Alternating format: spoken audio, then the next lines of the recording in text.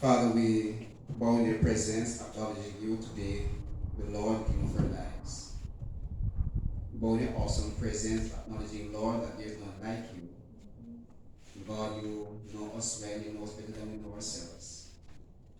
So, Lord, even as we come, share, participate in this workshop today, we commit all things to your hand and we ask, Lord, to lead us. We pray, Lord, that you open our eyes, our minds, as we seek to acquire, seek to apply, seek to appreciate that which already is. And God, we pray that you will so enlighten us even as we seek to put all that which is necessary in practice, as we seek to be better practitioners, and we seek, Lord, to better influence and better learn and better apply ourselves. So God, we pray that through this exercise you will guide us and lead us by your same Holy Spirit, because we know that at all times when He leads us, we are well there. So we pray, Lord, for presenters, moderators, your facilitators, we pray to be with us and with them. We pray these things in Jesus' name. Amen. Amen.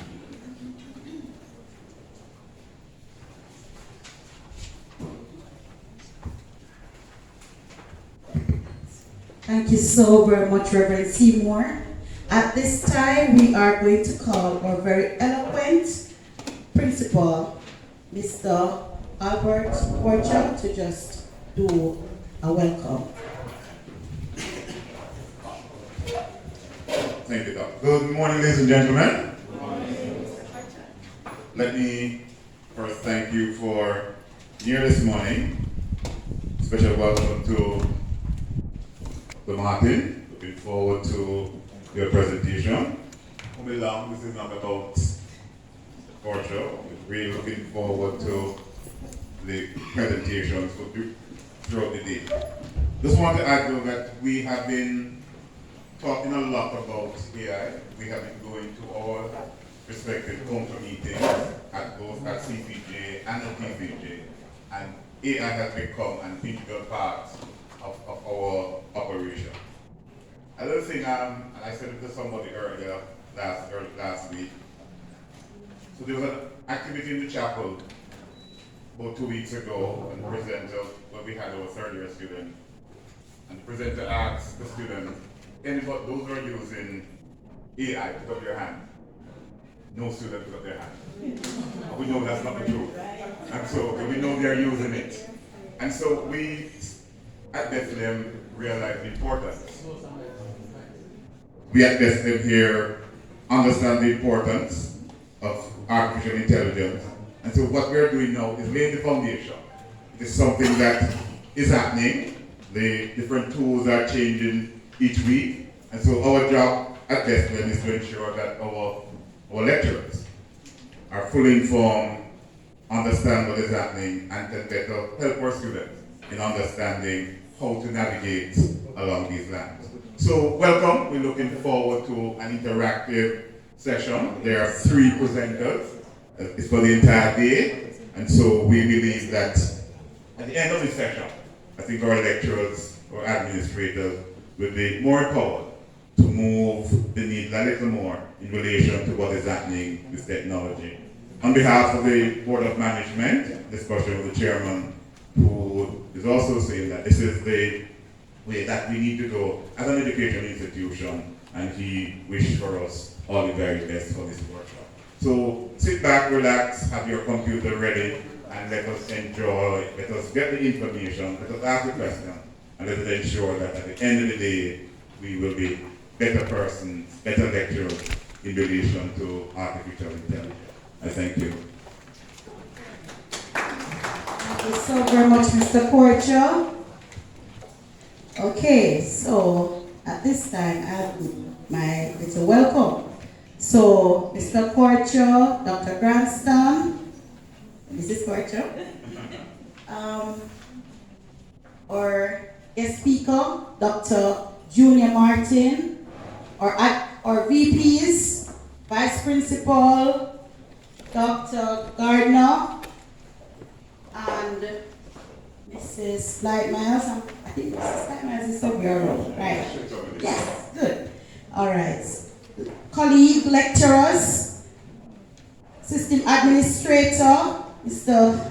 Smith, and other team members on the coordinating team, I just want to welcome you all to this, our very first AI workshop. So it is truly an honor to welcome you to this groundbreaking workshop under the theme AI for Academic Excellence, empowering educators across disciplines.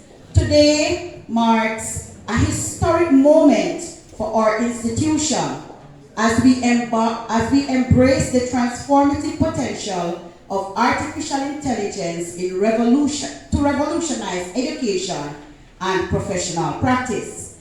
As the AI workshop coordinator, I am thrilled to facilitate this unique opportunity for learning, collaboration, and innovation.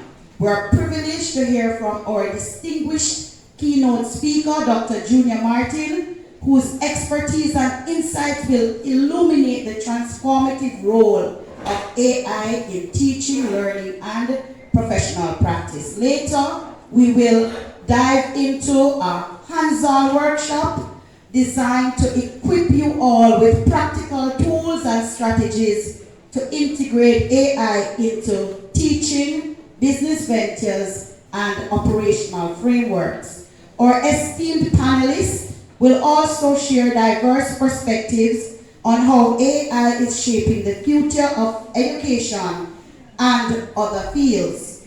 The event will conclude with a session for feedback and evaluation, ensuring that your voices are heard as we refine our approach to AI integration at BMC. Let us approach today with curiosity, creativity, and a willingness to explore uncharted territories, empowering you to leverage AI for academic excellence while also inspiring a shared vision for innovation and growth across our institution. I now turn over to Mr. Rodney, who will do the introduction of our guest speaker.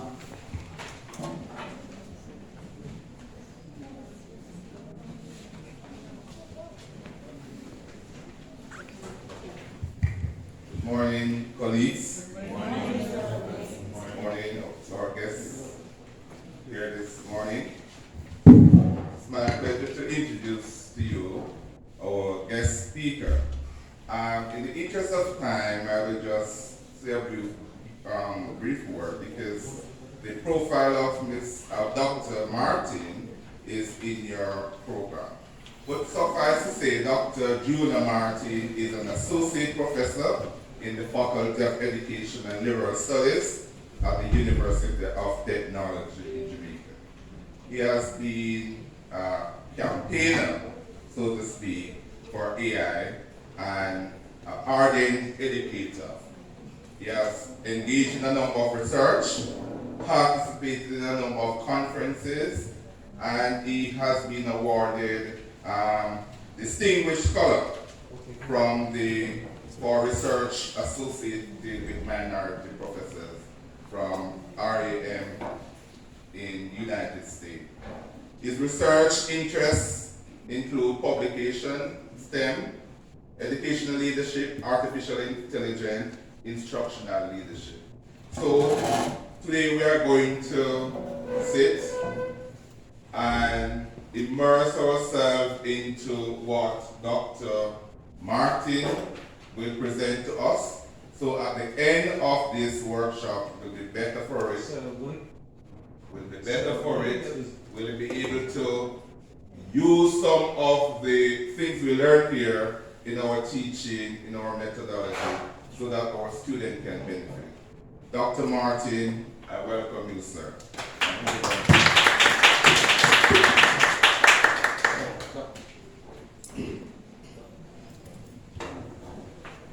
Thanks, Bethlehem. It's good to be here. It's good to be among colleagues and friends and everybody, right? I hope you're feeling comfortable.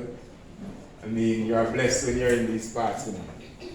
Nice, fresh air, and you don't have the kind of challenges I have.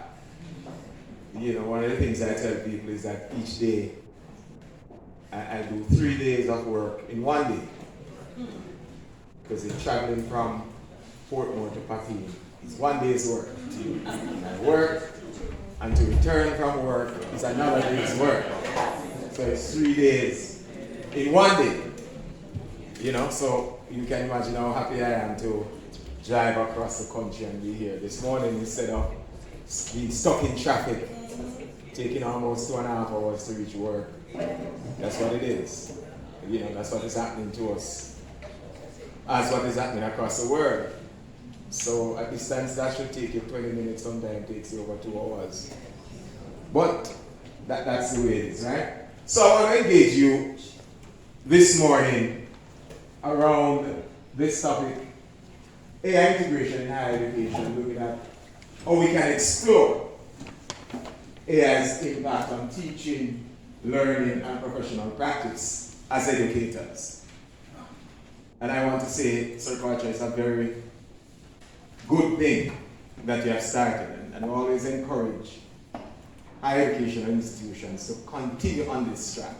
So it isn't just about starting. Starting is good, but what is most important is the journey. And it's going to be very, very critical that you have that journey being maintained as you really embrace AI. By now, I would want to think that everyone in this room understands much about AI, what it is. There are basic definitions, right? Anybody in the room don't know what AI is? Just want to make sure that, so when we speak, we understand clearly, right? So what is that basically? We just create a set of machines to really function similar to human beings, right? We just get a set of machines that will mimic human function. And so, part of our realities in the classroom basically is to ensure that we have, I would say, a working experience of dealing with AI. And also what will be important is the approach that we use in engaging our students with AI. Not long ago, I went to a high school in St. Anne to do a presentation to the students about AI and how AI is changing the work world and how they can prepare themselves to really meet the challenges that are out there in the workplace where AI is concerned. And so, when it came to the question and answer session, the principal was advocating that, the students should be using AI in a particular way. And trust me, the students weren't pleased at all with that, because they were putting on the table rational ways in which they are using AI and what are the things that the school need to do in order to embrace AI. It was an interesting discussion. And the principal had to back down. I tell you. Because yes, the students were really pushing for the use of AI freely. So I didn't have to guide them in terms of looking at how we manage AI. But that's where we are, colleagues. And we have to understand. Alright, so what I want to share with you basically is just looking at some basic things, how AI is transforming learning, how it is transforming teaching, how it is impacting teacher professional development and every country. So a number of things we're going to look at. Alright, so to start, I want us to pay attention. So one thing that has been really interesting to see over the course of the last 3 years is how teachers' own perceptions and attitudes about AI have shifted. So when we started BRIS, the attention was completely on AI detection. I think you mentioned students using AI to potentially cheat. And so that was actually one of the tools we first started with. And then over the course of the last academic year, we saw a lot of teachers start to explore AI to do things like grading and lesson planning, to be able to do to streamline and speed up tasks that they're doing. And now, what we're seeing in this new school year is, teachers really wondering, how can I give my students AI experiences that will prepare them for the future so that when they graduate, they understand how to use these tools in a sound way, in a safe way, but also ways in which that can promote their learning and own productivity. And so just last week, we actually launched a tool called Boost, which is our student-facing tool. And so that gives teachers the ability to take something that they're looking at, say a slide presentation or a YouTube video or an online textbook, and create an AI chatbot that's based on that specific content and share it with students. And students basically have to progress through learning objectives. And so we're really going to be focused on how we can build a tool for students that is able to kind of really almost be like that personalized tutor to really support them when they get stuck. Often, I don't know if this was you in the classroom when you were a kid, but if you're at the back of the class, you often you're either not engaged with the content because it's either too hard or too easy, or it just doesn't feel relevant. You know. You know me, man. I think we all, in some ways, had like that type of experience in one way or the other, whether it was in high school or college. And so I think one of the real big potentials with AI is really to meet students where they're at, so that every student at the end of the class gets the content and gets the skills they need, but their journeys might look different. And so I think with Boost, we're really excited to be able to support this. All right. So we have that from that, So, right? So this is one major university in the United States integrating AI into their entire operation and sharing their experiences in terms of what's really happening on the ground in the classroom. So more teachers are actually embracing AI, right? And they spoke to one important component of that video is that our objective must be to use AI to meet the students where they are, as we heard that, all right? And that should be our goal. That should be our key goal.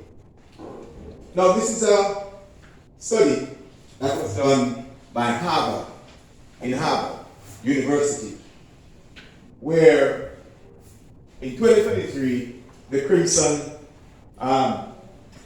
Foundation, which is the top student publication out of Harvard University, they conducted a study among staff regarding the use of AI. And so one of the questions they asked in the research is what's listed there. I believe AI will have what kind of impact on higher education. As you can see the results. Somewhat negative, 35.2, right? Neither positive nor negative, 32.2. Okay? Somewhat positive, 18.9, extremely negative, 11.9, extremely positive, 1.8. What that tells us is that there's still a major struggle within institutions, top institutions across the world, in using AI. And we're talking about the staff, but if we should drill further into this research, just to share with you some data, some more specific data from the research, in looking at different departments and how they use the AI. So, just quickly,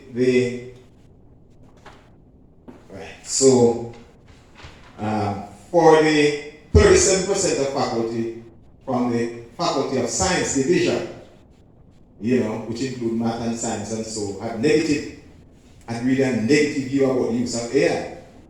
60% of those in arts and humanities had a negative view towards AI. And so you see we're facing a dilemma. We're facing a big dilemma. Listen why we're facing a dilemma. Right? So, in another survey, right, in another institution, 14% of the faculty feel confident about using AI. 18% said they understand the implications of generative AI. But this is why we're in trouble. Right? And let me go to, I'm going to come back to that study. But this is why we're in trouble. Here we're in trouble. This is why we're in trouble, colleagues. And this is serious. So if a staff, we're not gravitating towards AI, look at what's happening among our students. 86%, and this study, right, was done by a reputable research group in the United States. 16 countries were involved in this study. So it's not just the United States who do the thing. It's across a broad cross-section of countries where 86% of the students are using AI in their studies. Right? 54% of them, they're using it daily, well, weekly. So guess what? The students are using AI. And interestingly, when I did further in the study, there are about 3,800 students who were in the study, right? And this was done in 2024, all right? And in terms of 60% of the students who were worried about fairness of AI evaluation, 50% of them also believe that, over-reliance on AI will negatively impact their academic performance. Some interesting things coming out of these studies, right? So, I'm saying that we're in a dilemma. Start not gravitating towards AI as they should, as quickly as we should, and yet the students are using AI. I don't know about you. I don't know what your experience is like, but pretty much I mean, that's where the students are. And so that has forced me to change the way I teach, forced me to change the way that I deal with evaluation. So my students know no longer you're going to get anything to do any form of research and bring information for me to mark. It makes sense, because they're going to get it from AI and bring. And guess what? What we must follow is that there are no AI tools that are humanizing text. So when they put it in ChatGPT, there's another tool, or other tools now that they're using, and I can tell you, these tools are big tools. They put it in another tool, and it looks like it's someone who would have written it, and not AI. You better believe it. And so therefore, that has forced me to change the way I teach. How do I assess? So my students will no longer have this opportunity of going to research something and take it for me to mark and waste my time. Give me a minute. So one of the challenges that's facing us colleagues is that we must change the way we teach and how we assess. And we have to get there. Right? I can tell you that you take,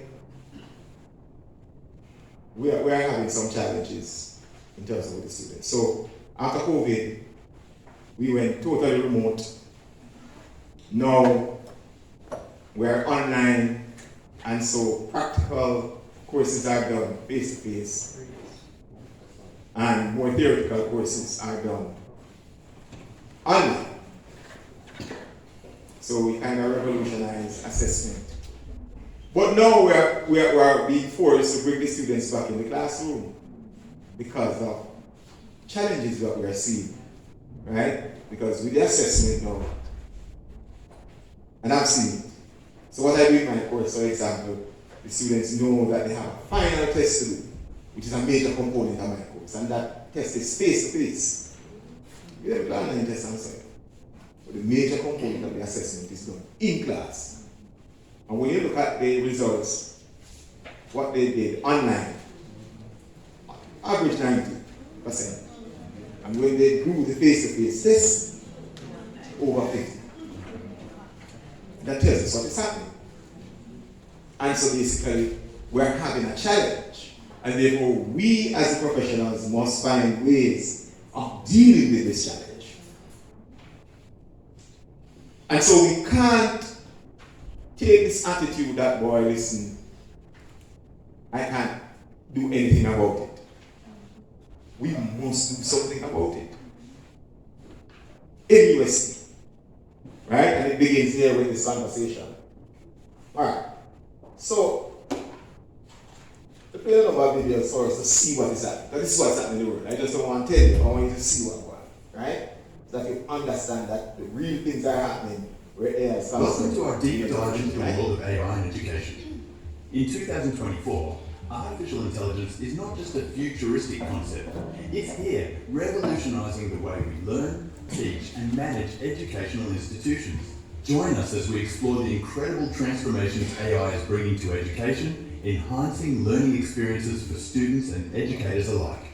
To truly appreciate the impact of AI in education, let's take a journey through time. The story begins in the 1960s and 1970s with early computer-assisted instruction laying the groundwork for today's sophisticated technologies. Back then, AI in education meant basic programs offering extra practice subjects like math and language arts. These early efforts were the first steps toward personalised learning. Fast forward to the 1980s and 1990s, and we see the rise of intelligent tutoring systems. Today, breakthroughs in machine learning, natural language processing, and predictive analytics have given us AI-driven tools that offer highly personalised learning experiences and improve administrative efficiency. AI's impact on education is multifaceted.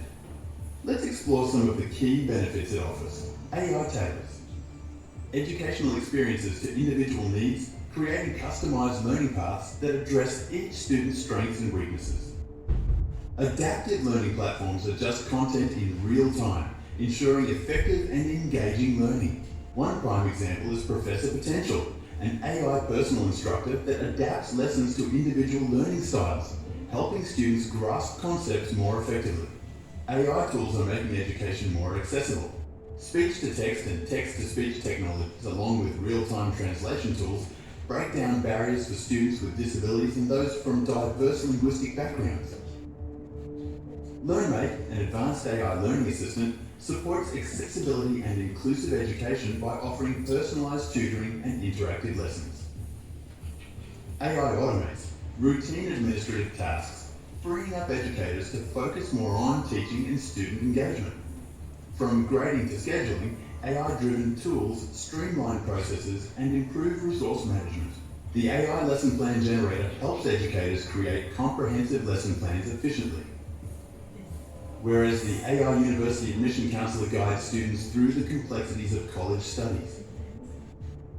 AI makes learning more interactive and engaging with tools like virtual reality, VR, and augmented reality, AR, creating immersive learning experiences. Gamified learning platforms motivate students by making education fun and rewarding. AI chatbots provide 24/7 support, answering questions and offering personalised learning recommendations, fostering a responsive learning environment. While AI brings many benefits, we must address challenges like equity and access to ensure its effective implementation. Not all students have the same level of access to advanced technology, and protecting student data is paramount. Looking ahead, AI will support lifelong learning, promote sustainability, and foster global collaboration. Emerging technologies like AR and VR will make learning more engaging, and AI-driven energy management systems will help educational institutions reduce their environmental footprint. AI will also facilitate global collaboration, breaking down geographical barriers and enriching educational experiences. In 2024, AI is profoundly transforming education. By embracing AI technologies thoughtfully and ethically, educators and policymakers can create a more inclusive, efficient, and engaging educational environment. As we look to the future, AI will continue to shape the educational landscape, supporting lifelong learning and fostering innovation. The transformative potential of AI in education is undeniable, paving the way for a brighter, more innovative future in learning. Thank you for joining us on this journey. Don't forget to like, subscribe, and hit the notifications button from Science into the Welcome to our So, point I'm making here is that at this stage in our teaching life, if we're not using AI with our students, we are in trouble. I want to make a point. At least one AI tool we should be using with your students. So for example, when I'm preparing students for teaching practice now, the truth is, they are using the lesson plan generator to do the lesson plans. So what I do? Come and show them how to use it and how to get the lesson plan out of the generator. It doesn't make any sense. I stop them and tell them so they can't use it. What's the sense in doing that? And that is one of the challenges that we are facing. That there are some of us who feel that we should be preventing the students, and that is the wrong approach that we take. We must, as educators, get serious about using AI tools. Find AI tools. They are out there. There are so many. Right? If you notice, when you go to Google now and you type in a search, there's an AI component. That's the first set of results that you get. Comes from AI. What does it say to you? That Google is using AI. Right? So as I tell my students before, Google and Microsoft and all of these major players started really pushing AI on us. I used to tell my students that, listen, ChatGPT is my thing. Yeah, man. Just type it in there. What's the sense? It's there and it can help me. Why is it that I'm going to stress myself and all that? That's what the students are thinking. Exactly. So I'm saying to us, right now in terms of books, I just go on and show the students where the ebooks are, get the sections, get them to understand how to use ebooks effectively, get them to read. Colleagues, that's where we are at. And so I'm saying, in our disciplines, we must find the best AI tools and use them with our students. That's where the world is. And if we are not doing that, I have discovered, because it prepared our students, one of the greatest challenges that we have with our students is their language skills. Right? And one of the things that we're doing is using AI to help them build on those skills. There are tools that they can use that will help them with their writing. They exist, right? Research. So for example, perplexity is my best friend for many reasons. I teach my students to use Grammarly to check their work. He said, put it in Grammarly before you give it to me. Check it so that when you give it to me, it's perfect. That's why I say to myself, I want perfect work because the tools are there to help you to make it perfect. So why are you giving me imperfect? So I work. So they use the tools, alright? So, in the video, it spoke about personalized learning experiences. Why we don't want to do that with the students? The students are different. We talk about, different learning styles and all of these things. And we talk about skill, all kinds of different things in psychology that we learn. But yet, in today's world, when we have tools that can help our students, personalized, they're so different. Get them to learn, right? And they have all of these things. You see, their platforms, strengths, weaknesses, space, feedback, they can get all of these things. For themselves, they can go onto the tools and realize their own weaknesses and build on those weaknesses, right? Alright, so content. If we're not doing smart content now in our discipline, we're too far behind. Some of us have some books. Dr. Karch, listed on course outline. Take them out. You not use them, the student not use them. We just put them on.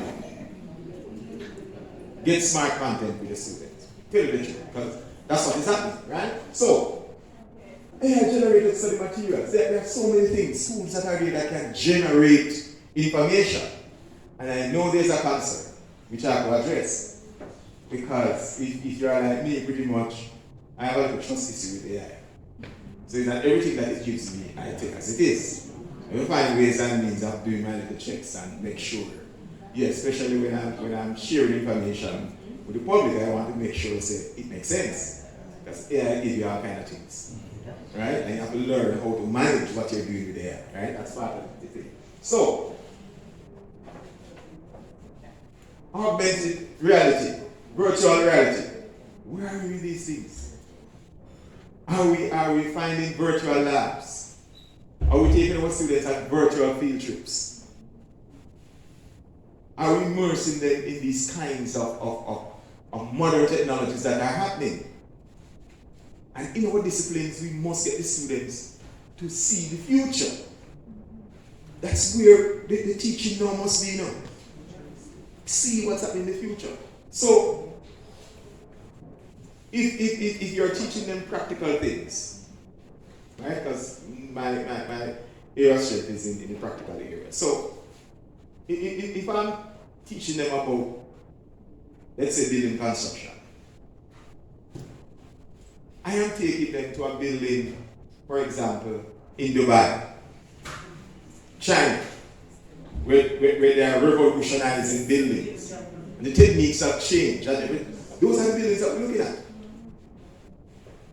Right? Looking at the future, how things will look. 10 years time, 20 years time. How should a building be designed? That's where you have to take them. We can't keep them at the level at which we are. And we have to understand. So the content must change. Must change. Right? Because they're not going to be interested, you know. They're not going to be interested. So the content have to change, colleagues, right? That's one of the things that we have to change. There are tutoring systems, and so we have to help our students recognize that. At tutoring, one of our problems is that the students are working. Sometimes they're in a class and they can't do it. They're online and they can't communicate because people are workplace. And we have a problem with that. But how we're going to solve it? They're working to pay their fees. So what do we? We don't have to use the tools that are available, like tutoring systems. Help them to utilize these tools because it's of importance to us that we want them to actually display the level of competencies that are required. Because I find that if we're not careful, they will leave our institutions without some key competencies. And so we have to ensure that they can display these competencies. Alright? We have to make changes in all that we do. So for example, my team, I was saying to them, listen, the teaching practice is changing. If we have a teacher in the system who is teaching, the teacher don't need to go through the entire 3 months as our teacher who we are training has never taught before. That shouldn't be the case. There should be a difference. Just a fine, yes, it's 6 weeks. So design the characteristics of a particular portfolio that they must provide. And you see them 3 or 4 times. Yeah. But that's these teachers. And so we are now being forced to make changes to some of the traditional things that we do. AI is forcing us to make changes, so we have to make changes fast, right? Language learning and accessibility, right? So there are a lot of software out there now that's really using language. And one of the things that we must understand now in terms of languages across the world. People are now becoming multilingual by not going to any class. They just go online and learn languages. So for example, if tomorrow you have to drop in Paris, just like that, and you can't do anything about it. You don't have to be worried about learning the French. You can go on your computer and learn the basic French language that you need to survive while you're in France, and you don't have to worry. You just speak with everybody else. And nobody that you recognize that you don't know the French, that's how you should. But you can use the computer and do that. If you start to teach our students the importance of learning different languages at an early stage. Right? When you go to the United States and you can't speak Spanish, you no problem. One time it was just a few states. Wherever state you go, you better, it's good to learn the Spanish. Right? Because Spanish is really climbing up to be a universal language. You have to remember that. It's going. Right? Assessments. I'm saying no, this is a big thing, right? So last semester, serious case. So we have some students in St. Lucia who are doing a course fully online. And there was a final exam. And so they were doing the exam through proctoring. And what happened is that 2 of the students were late, and so the examiner decided to extend the time. And in extending the time, something happened with the technology. And so when the papers were produced, there were 2 students who actually had access to the extra time. On their paper, you could clearly see that they extracted materials from the internet into their work. Right? Now that's cheating at the forefront. But guess what the problem? We have an AI policy at UTech, which has been going through the stages for quite a while.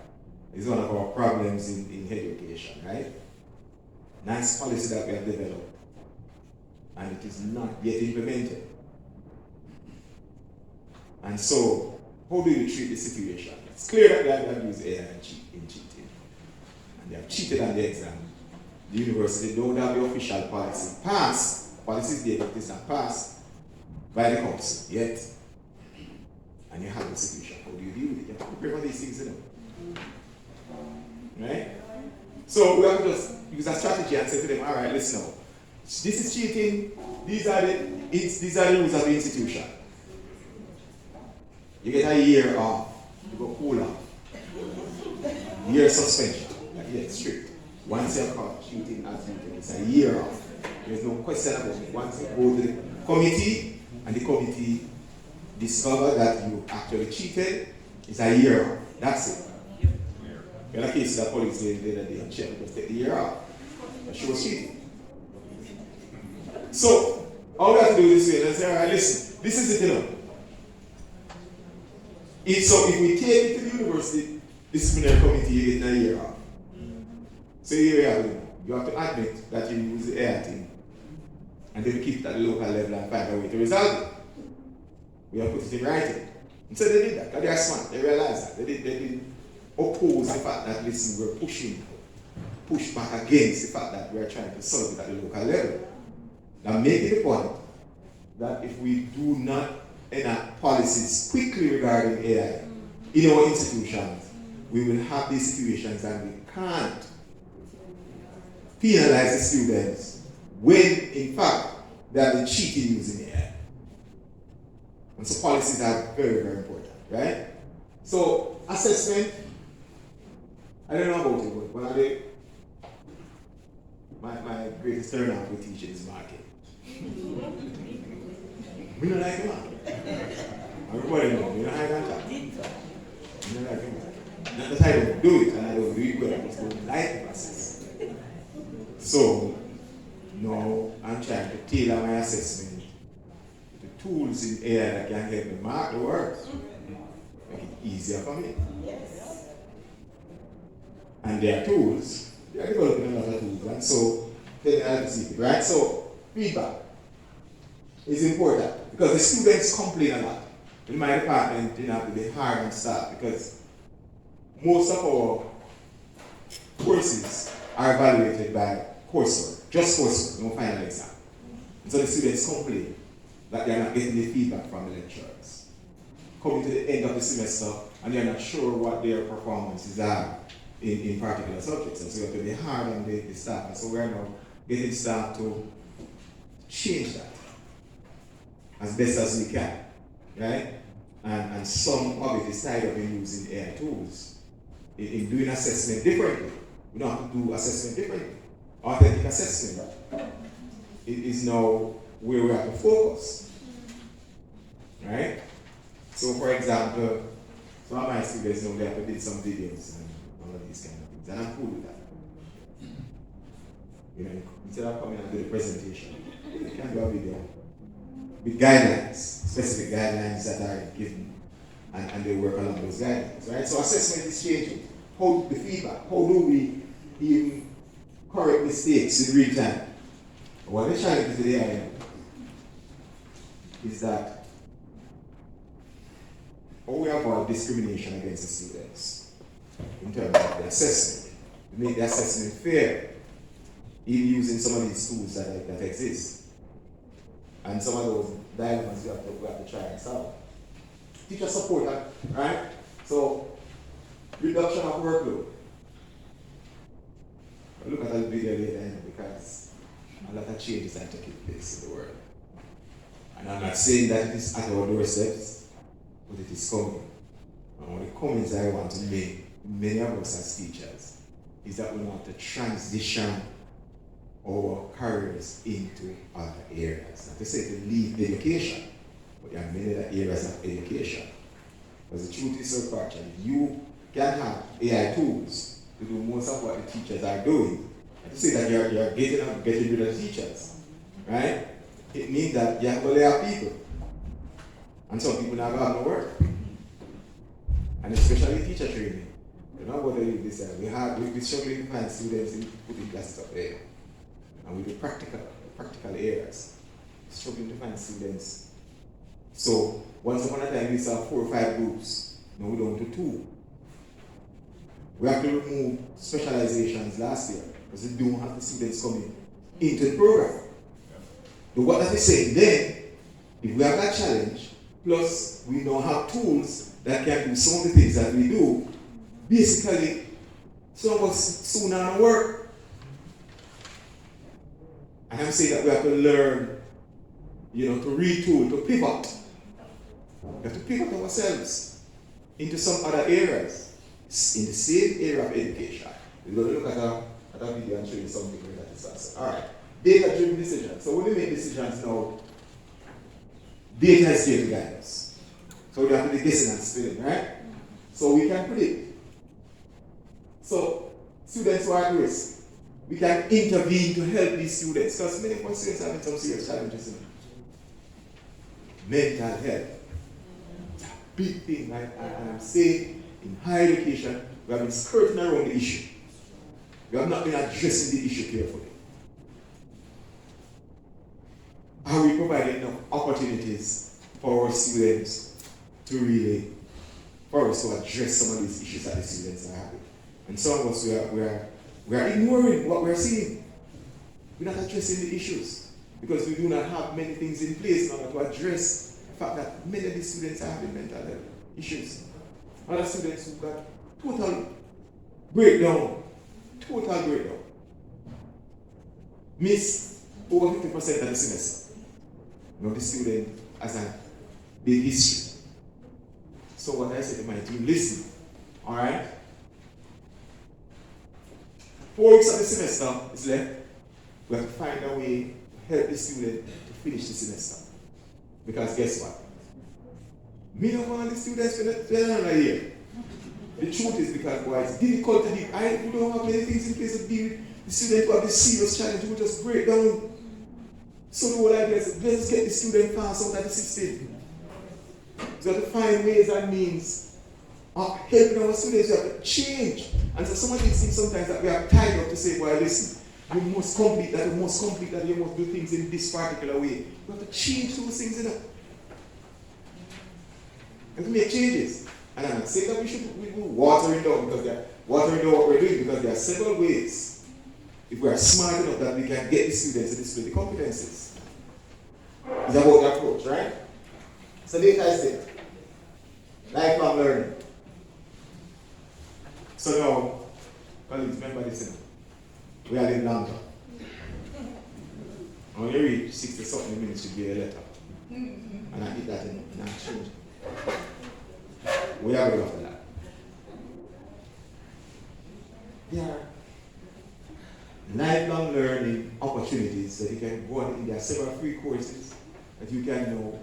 I sit to my people, go find it. I find out some of the free courses and say, go and learn this, get the certification online. Habits. Because online is very simple. Right? What do you think Trump have to bring back TikTok?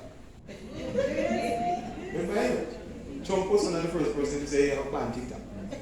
When you look at the economic side of TikTok, it would be a no-brainer for the US. Right? It would be a no-brainer for the US to ban TikTok. So we have to get online. My son, but I tell you I ain't vain, because the one time when I get ready to go in just nice shorts and a t-shirt, turn on the computer, he's at work. And by 2 o'clock he finishes one job. He's on another. Weekends, he's out there doing Uber. 3 times more work. Because of online. Because he has the skills. And I'm saying to us, we can't just leave that to the young people alone. We must empower ourselves to work online. Too many of us have seen online as this dinosaur, as this kind of thing. We're afraid. Listen. But to get there, you know how much money some sites are paying for you just to develop a survey. For you to write a lesson plan. You have to understand that's where the world is at. Say no that when you get into it, you must know. So caution. Not pay attention to your daily work, right? Because sometimes tendencies you have to balance it. But there's a lot of money to be made online, folks. Look at it now. I always say this. These people they call influencers. Some of them are school dropout. Some of them are in that school. And they are influencers on the internet and they're making millions of dollars. And I'm saying that we are trained persons with skills that are required. And yet we are not using it. Just to say that, right? So there are some challenges. Equity and access. We saw in the video. We have to bridge the gap. Because we're going to have that challenge in Jamaica. Access. We still have many communities across Jamaica who don't have proper access to the internet. Many families who can't afford the data plans. And so to think about that. So institutions, for example, are now forced to ensure that the students have access when they get on campus. And we can't pressure them to do work outside of that because when they go home, they don't have the access. So we have to manage it, right? Equity, we are in Jamaica and a challenge. We have the upper and the lower class pretty much. Somehow we find a way to kind of level it up. But it's a challenge that possibly we need to look at. Ethics and privacy, big issues. If you know this, bro, one thing that's happening right now with the AI is that the competition among the major players is now opening a can of worms. Because everybody wants to capitalize on the customers that are available. So they want to take money or take pocket. So you notice that all the AI tools, they give a free part that they can use. And they say, yeah, if you want to use this, if you want to get access to the final side of the app, you have to pay a little money, right? So they capitalize on the users. But one thing that is happening with these companies is that what is discovered now is that some of the things that they are saying are not true regarding AI. In promoting their products, they are pushing kind of narratives sometimes when you go so they are, and they are elevating some things which are not true. Just like the toothpaste now, and tell us why buy this toothpaste and it have, but it have in it can make your teeth white. When I tell you say you have to use it probably 1 2 years straight. It have the ingredient in it. But how much of it you need in order for you to do the job? And so that's one of the problems that's facing us in AI. So we have to look carefully at tools and try to do the research, right? And then, so access, privacy is an issue. What's happening to the data? When you collect the students' data, what's happening now? And actually we are having a problem. That because guess what? We implement data protection policy. But not every staff member has a laptop given by the university. That's the problem. So you implement full implementation, but the institution has not provided a laptop for every member of staff. You have a problem. You can enforce it to somebody who you have not given them a laptop. They have to use their personal laptop. So you see the challenge that we face. But in fact, I support the data protection policy. Because with data, how do we use our student data? So when we create a WhatsApp group, once the semester is completed, we have to delete that WhatsApp group. That's a requirement now. So you can use WhatsApp group, but the moment the course is complete, you must remove it. You shouldn't have access to students' information. Privacy is important, and we have to look at that, right? Teacher training. Yeah, we have to find ways and means of empowering our students now to use AI, right? Or they integrate it into the class. All right. So, let's see this video. All right. This is what I want to say. This probably isn't what comes to mind for the average school. Kids breathing fire, climbing a rock wall, and even learning the art of grilling. But for students at the Alpha School in Austin, Texas, this is no field day.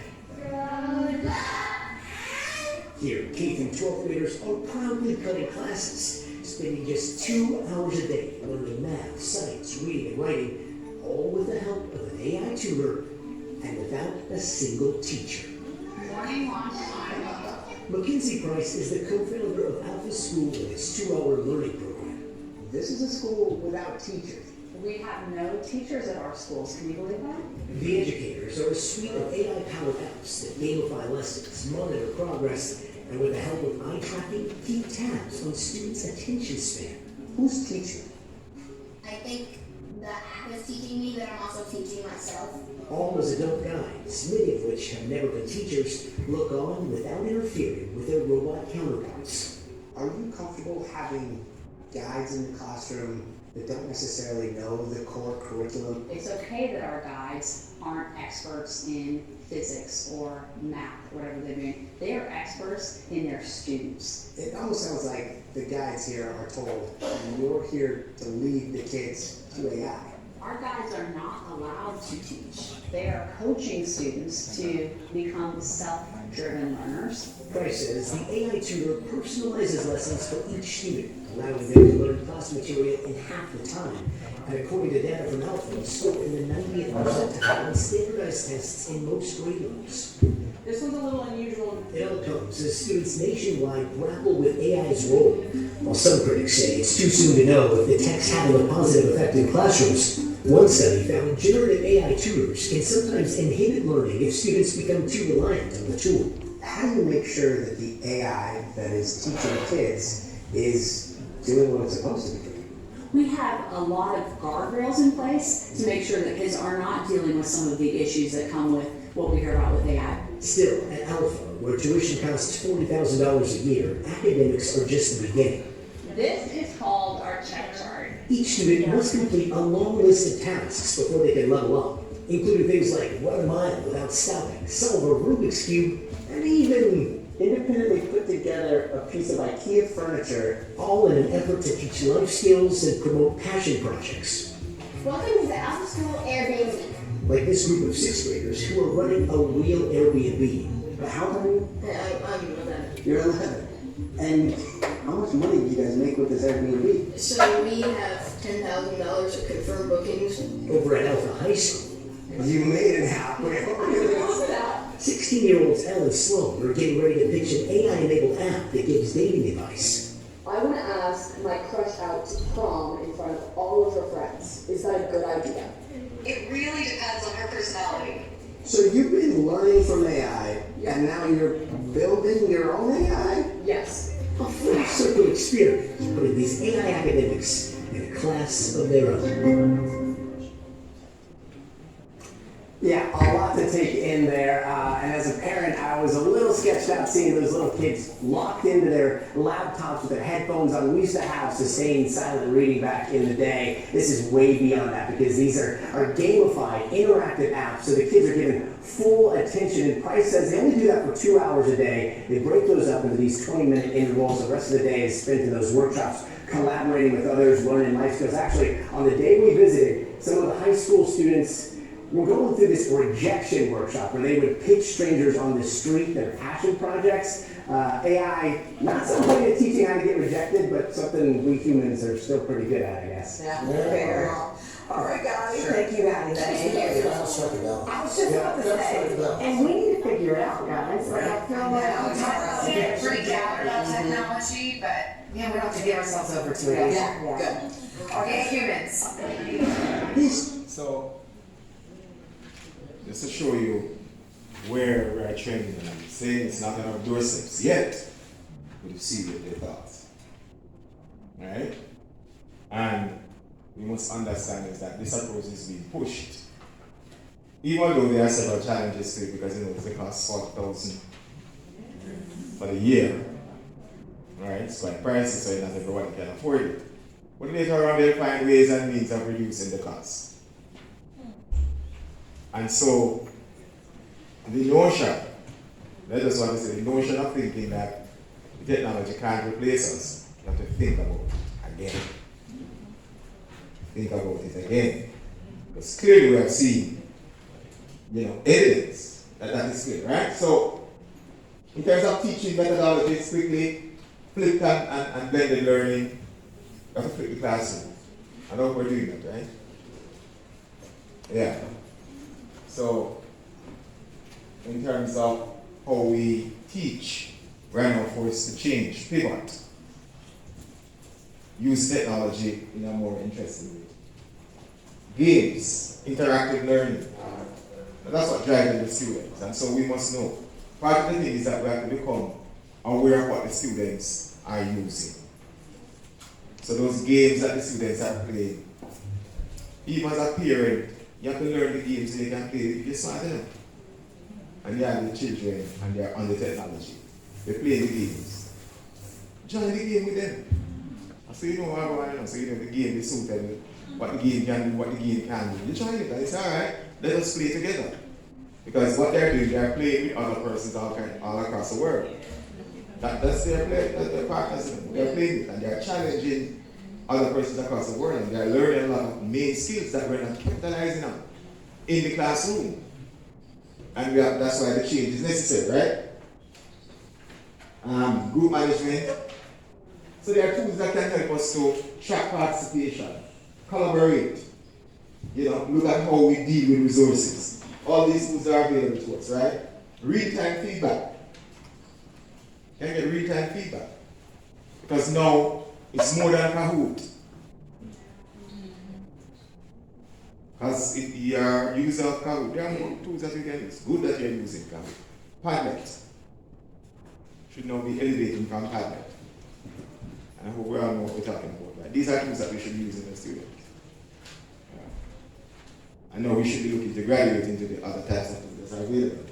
Advanced grading, performance-based assessment, portfolio building. So, we can remember now, we're preparing our teachers to go there and teach students, especially who are at the primary level. Remember that the curriculum that they're now using, requires particular kinds of skills. I'm going to train the teachers to deal with those challenges that are there, right?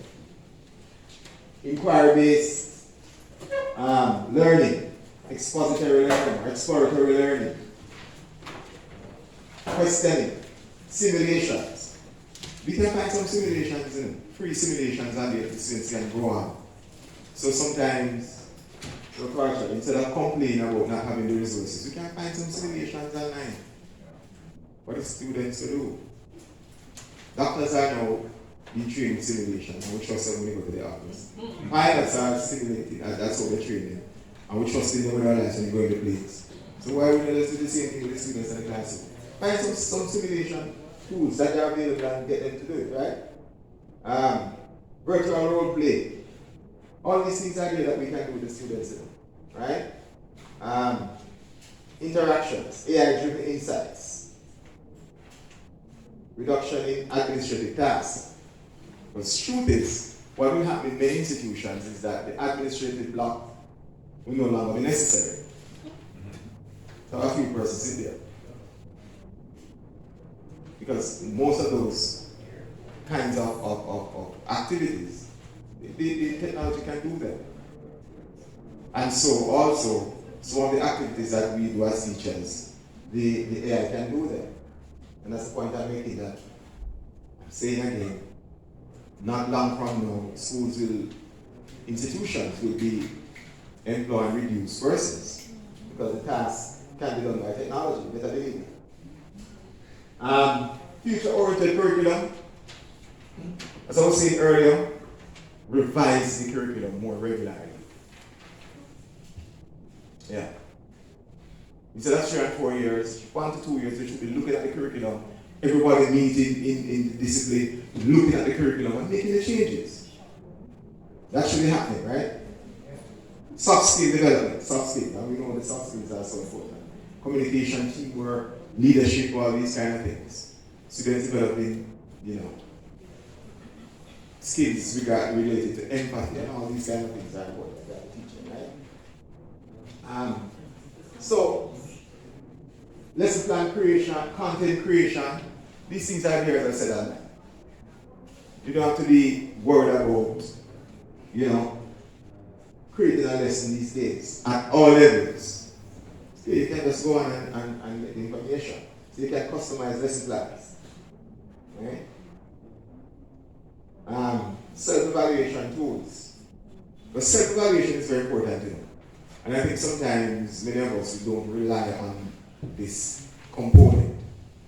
And so that's why we don't change so quickly. Because if we are really doing self-evaluation, we see the need to change. So my own concept is, last year I teach the set of students in this course. Next time I'm teaching is a totally different approach. Now I use the same kind of things. Everything has to be different. And it can be done because the tools are already available to us. Right? Benchmarking performance. You can do that easily. All these things in terms of AI literacy, say it again, listen. Can't allow 2025 to reach us and we're not immersed in the use of AI tools. It forces us to use AI anyway. Most of the things that we do, it's not AI man, so we don't want to use them in the classroom. Right? Upskilling, I spoke about that. The ethics and policy, I mentioned that earlier, right? So, develop and implement AI policies, very important. And policy development really should start at the local level. So with the different disciplines, the conversation should begin. What is it that we want to see in terms of policies related to AI? And then it goes up to the other level until it reaches the top. You shouldn't be waiting on the management to sit down and say, let us develop some policies. You should start from the ground up. As the practitioners in the field, we should know the kind of policies that we want to be enacted regarding the use of AI. We should wait on the institution, management to be doing that. I think sometimes that's where we make a mistake. We sit down and wait and say, management now do this, management now do that. What are we doing? We are the ones who are being affected. We are the ones who are on the ground. But we should be doing that. We should be really supporting management in these things. So develop the policies, right? In your area. The awareness. This we have to start training students. We have to know the information ourselves. In terms of how they use AI. Because they must realize that there are correct ways in which they can use AI. They shouldn't be using it just wholesale like that. That's why I use the tools in my students and show them how to use the tools. Discuss the implications of using the tools incorrectly. Ongoing research. I keep saying that every single tertiary institution should be doing regular research on AI. With both staff and students. See what is happening, see the trends, what's happening, what are the changes that we need to make. Use research and drive that. I did a research last year looking at the use of AI in the tertiary institutions. Quite interesting. And I know the major problem that I discovered is that funding is a big issue. Funding is a big issue, and so that is another conversation. We've got to find ways and means of finding the money. Part of finding the money is probably looking outside where the grants are, where those monies are. And nowadays they'll tell you that to go into some areas, you're going to STEM, you're going to particular kinds of areas, there's money being brought there, they say, right? You can find it. Professional learning. So by starting what we're doing today is important. Right? Validate and consider potential concerns. So, two things I want to say to us that listen, we have to understand this thing about AI. We can't go around and listen to people talk and tell us foolishness. We must learn for ourselves. So what I do, for example, I subscribe to several AI magazines. So each day, I get a chance to see what is happening in AI. Get a chance to see all the tools. There are many magazines, credible magazines that are out there. So I subscribe to these magazines. And every day in my mail when I'm looking at my mail, I open these newsletters and look at what's happening. Right? We have to educate ourselves, people. Get training. So we have to build the capacity. And we can't leave out the students. We take it for granted that our students know so many things that they don't know. I can tell you this. Even with the technology, as much as they know how to use the tools, what I find, they are weak in the integration of the technology into teaching. You have to give them another guidance because there are some things that they just can't see. And that has to be the approach. Right? So, I've started a good thing. And I'm saying the journey is what is important. Where do we go from here? What is it that we need to do? And one of the things I suggest is that finding your collective group. Every single discipline now has to meet to deal with this AI thing. And look at the tools that are available, which can help the students, which can help staff. Create a repository of these tools. What I've been doing in the schools that I go, I say, identify a champion within the school, AI champion. And that person's role is to really interact with everybody, all the departments, do all the acid check from time to time to find out how are we doing with the AI. So we meet in sessions, have sessions, meet with persons, have a conversation, meet with the students. That's how it's going to work. Develop cell groups and try to drive the use of AI.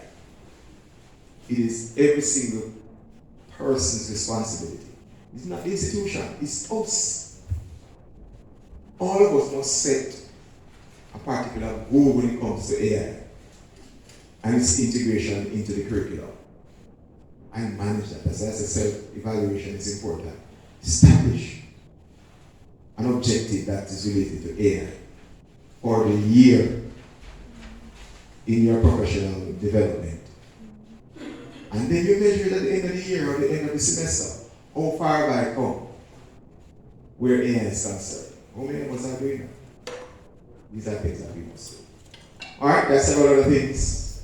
Well, it's time, right? So, I hope you have learned a lot and pretty much later on look at some tools. The thing with tools, just to say, tools are tools. There are millions of tools out there. So I always say we caution people to say this. You just have to go out and find a tool and find what you can work with because they are small. But if you're using your computer, you're already using the tools. How many people use Copilot? Copilot is massive. How many people use Bar? Yeah, free. Excellent. Understand? I mean, I was asked to do a tribute to one of my friends who died suddenly. I'm just going on the tool and try to just put all the details that I want in relation to this, to this tribute. And when it trust me, nice. Just go through and fix stuff a little. So when we read that now, it sounds bright and look nice. But yeah, that's what the word is now, right? That's what it is. Alright. So, over to you, Richard. Thank you very much,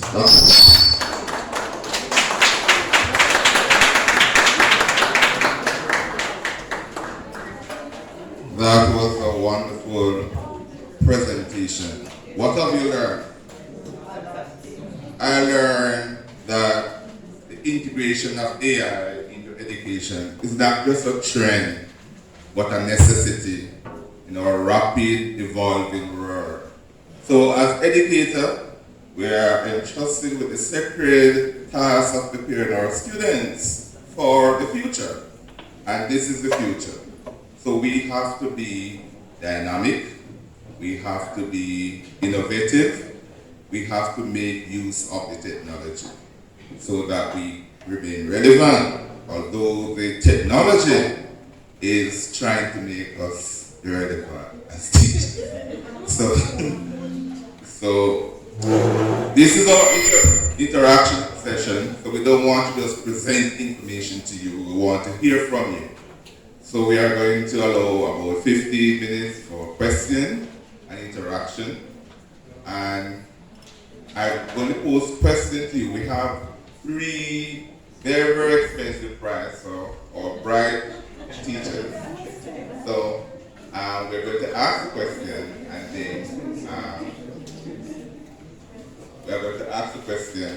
then allow you to answer.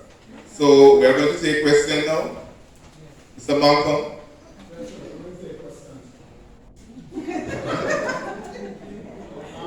Dr. Martin, thank you very much for the presentation. But I have a few concerns. One, in your opening presentation, you spoke about the learning loss and the comparative performance between students when they were online compared to when you had them back face to face. And obviously, I remember the drop in the percentage of pass with the face to face. I need to find out from you spoke about the students and from the students' perspective. How prepared were your staff for this online switch that took place from March 3rd, 2022? All right, if you... Because I wanted to know yes. if they too would have contributed to what would have happened.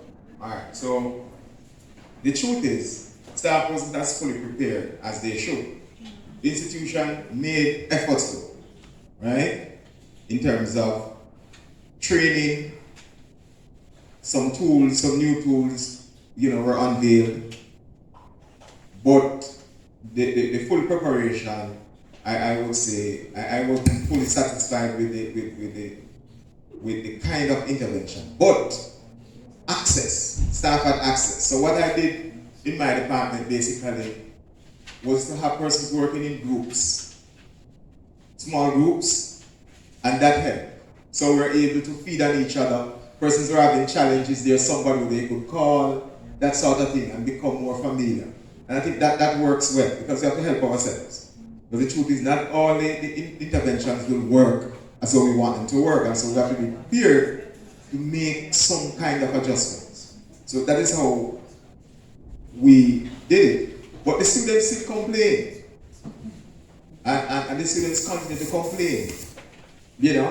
Because even though now we're seeing the difference in the grades, right? They're still complaining that, we're treating them harshly when they get the low grades.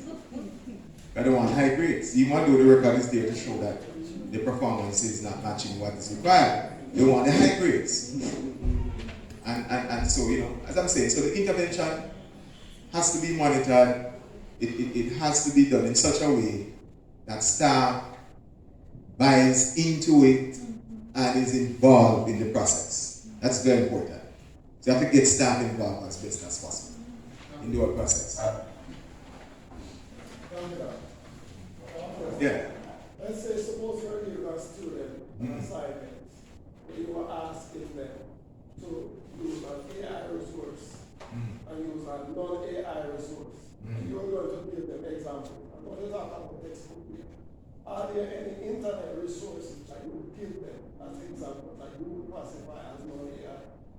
Case in point, I'm looking at AI, and Google says it's AI. Yes. Would you think that is AI? For example, you're giving this to the students. I have another question, but I want you to answer that one. Why nowadays it's difficult to classify things as non-AI? Almost everything is AI, right? Here's the point I have reached. The truth is, for me, AI is it. I don't even focus on the things that are not AI, right? Because what you want to encourage them to do is to use the AI tools and use them correctly. Because it's difficult to manage that process. Because I'm thinking about it's more difficult now to manage that process, to do that seeding. What is AI, what is not AI? To me, that becomes more complicated, right? As I'm saying that, pretty much, I encourage us to find the AI tools that will work best and use them with the students. Because that's where they are. And they're excited about the AI in terms of what it does. In comparison to tools that are not using the AI technology, which are almost obsolete now. Remember, I know, the word learn from failure of BlackBerry as against Apple. You know that story, right? So when Tim Cook started with Apple, Apple was just didn't have a lot of customers. Bluetooth, BlackBerry had all the customers, and so Apple was moving.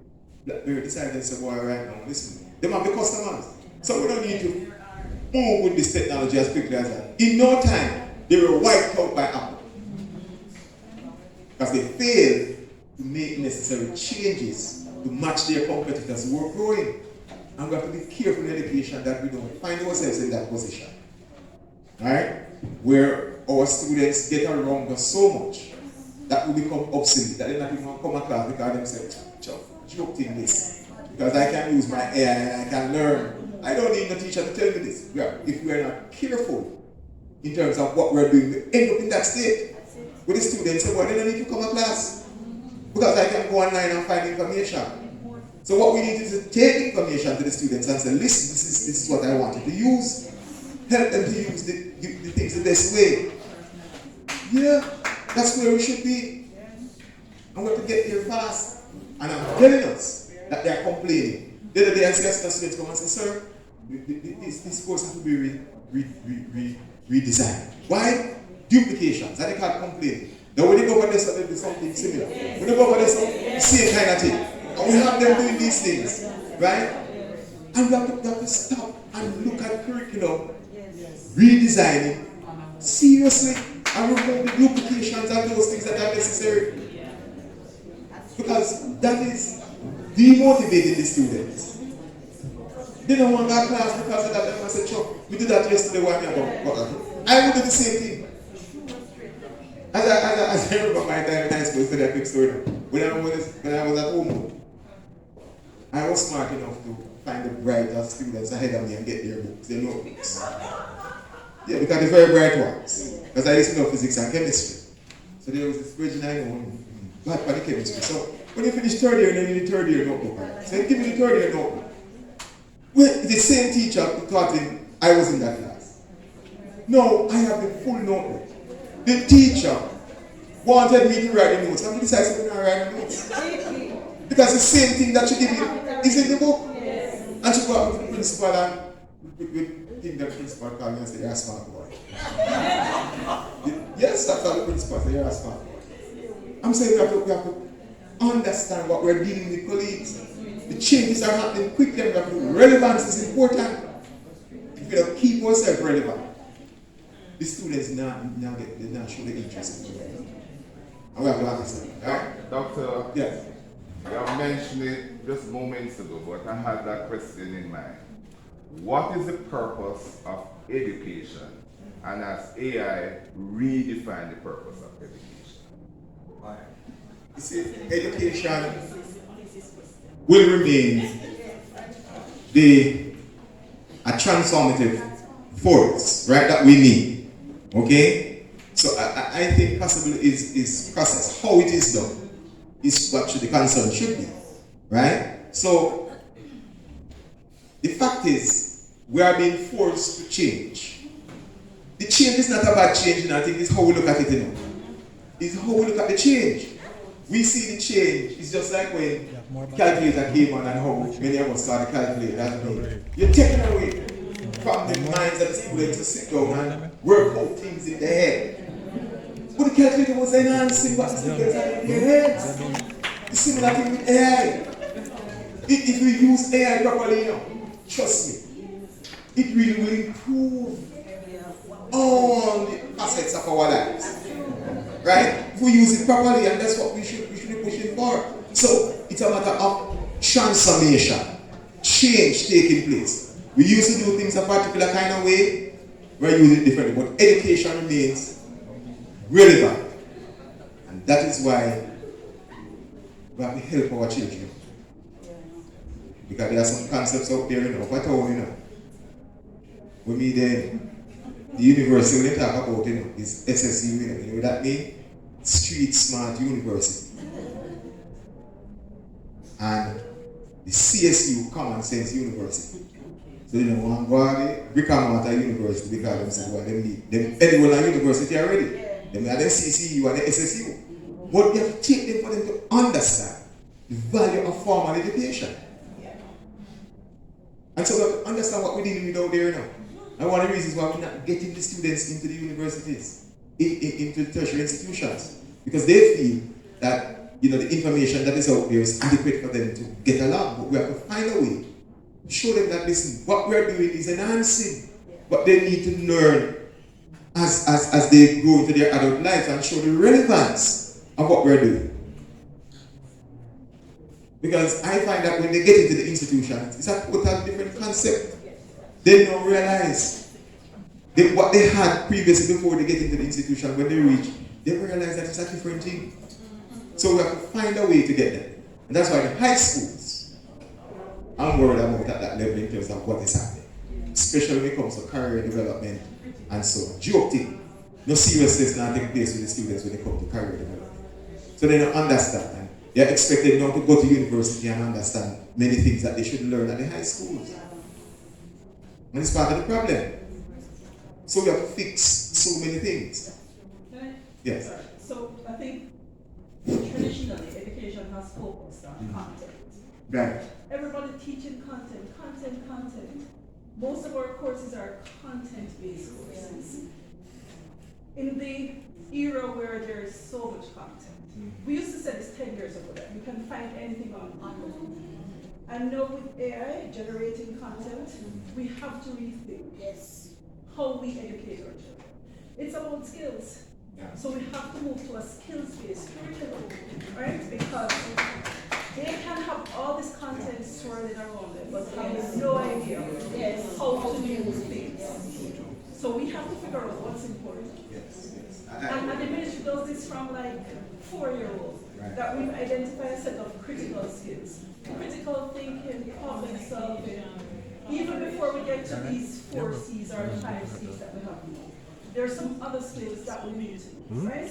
You need to know how to sort and classify. We do this every day. That you have to know how to sequence things. These are things that we use every single day. There is no AI tool that's going to teach us how to do that. So unless we move to a skills-based curriculum, we're not preparing our students for the 21st century. You understand? Because everything is at our fingertips. Right, because so give them the critical skills, build the underlying skills, build those foundational skills. And content is something that they can generate. If we're focusing on skills, there's absolutely no way they're going to go into an AI tool and generate an essay.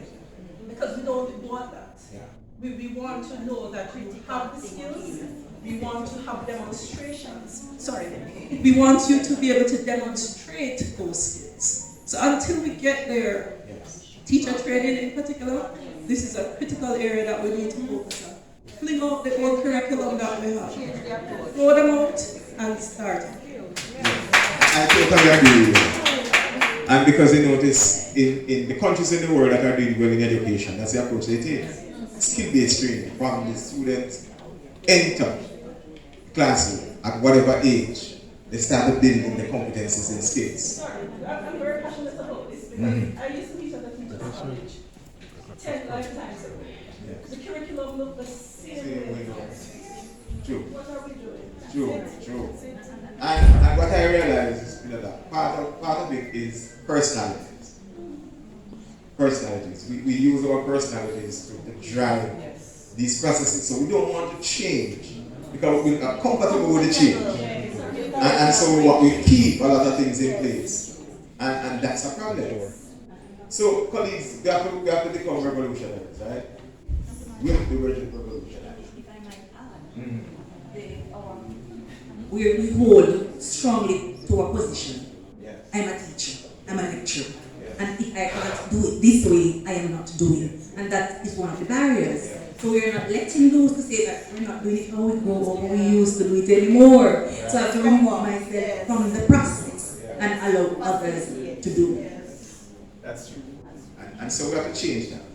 And that is why now it doesn't really matter. No matter what age we are, we have to realize that change has to take place. Change is coming. Just get the change going. And so now, now that we have the workshop, you have to know, open your eyes and learn and realize, and listen, as of today, I have to change my approach to the whole thing. How do I see education? My role as an educator must change. But I agree with that. We have to change the curriculum. Too long we have been having these kind of things. Check out many of these syllabuses and look at them. It's the same thing. Not many changes have taken place. And we're teaching the students out some kind of things. So we can't do it all. You know? And we are going in details about some of these old theories and all this kind of learning thing. I mean, not that they don't need to understand the basic principles. But we're going in details and some also I'm going into history. Where the people were born and all these kind of things. Why do we need these things?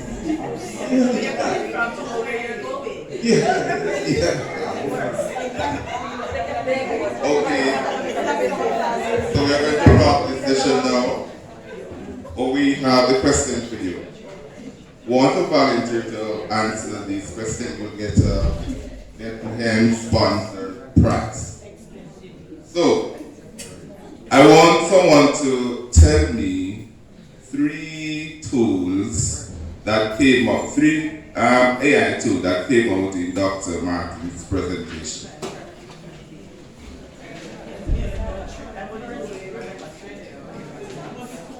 Go on, Miss Miles, yes. I don't want to use any AI, I want to do. Right. There's caboose, there's padlock, and there's copa. Dr. Martin, is she correct? Copa.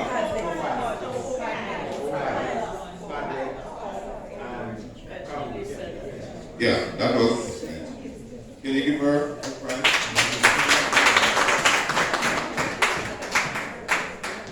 The other question, with AI, there were the challenges. Who can explain 2 of those challenges Dr. Martin mentioned? Go ahead. 2 challenges, ethics. Should she be reading it now? I was reading my notes. Ethics and privacy and equity and access are 2 challenges.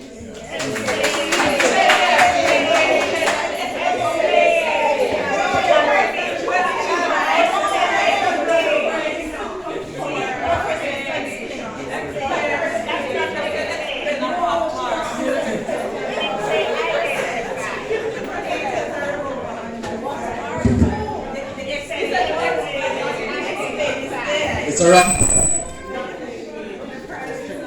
Let's check it. Okay, and the final question, and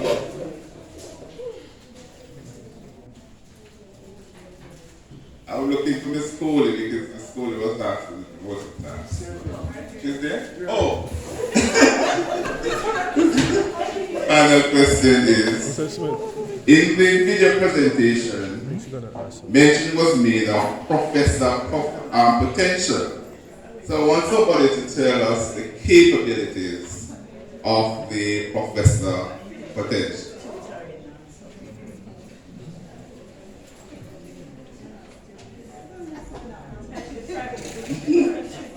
No one remember?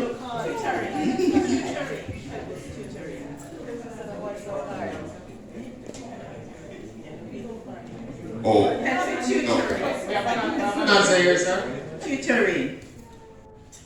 No, they're more than that. Okay, let's ask a different question. The study Dr. Martin mentioned about the persons with attitude and use of AI. What was the percentage of students that were using AI and the percentage of teachers who indicate their preference? At the back. That's Black. Go ahead. Black is going to answer. Listen. 6 and 40. Is she correct? No. Yes. 86. I have 86 and 30. 40. Okay. All right. So she still wants to give, sir. Yes. thank you very much, and now we'll have our formal thank you by Sister Coley.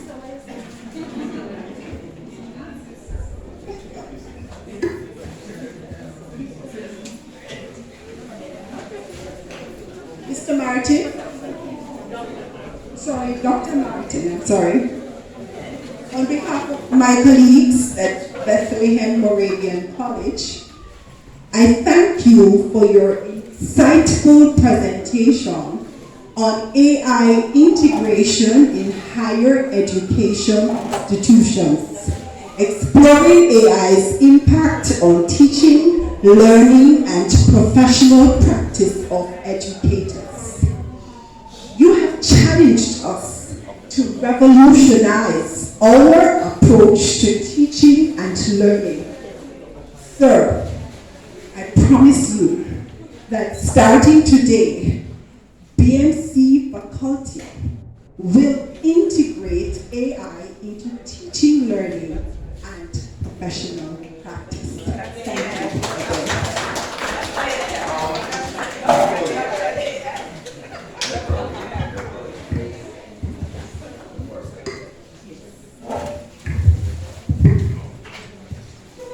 Come forward.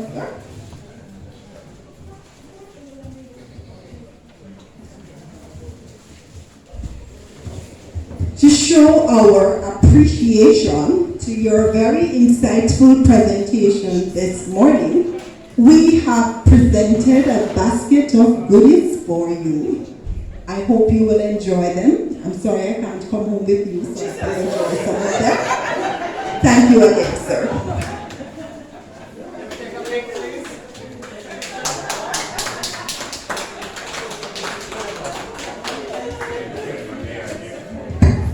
Thanks very much, Bethlehem. It's appreciated.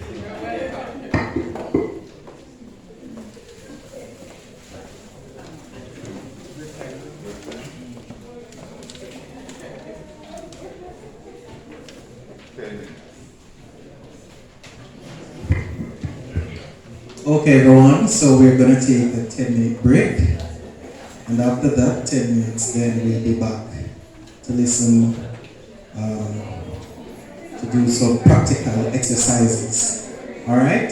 So 10-minute break, please, and we'll be back shortly.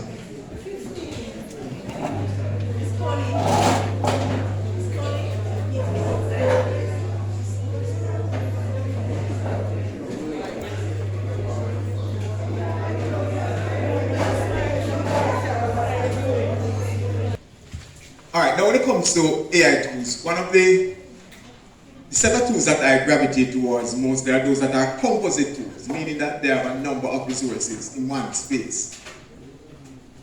And so if you notice now ChatGPT, they have combo tools.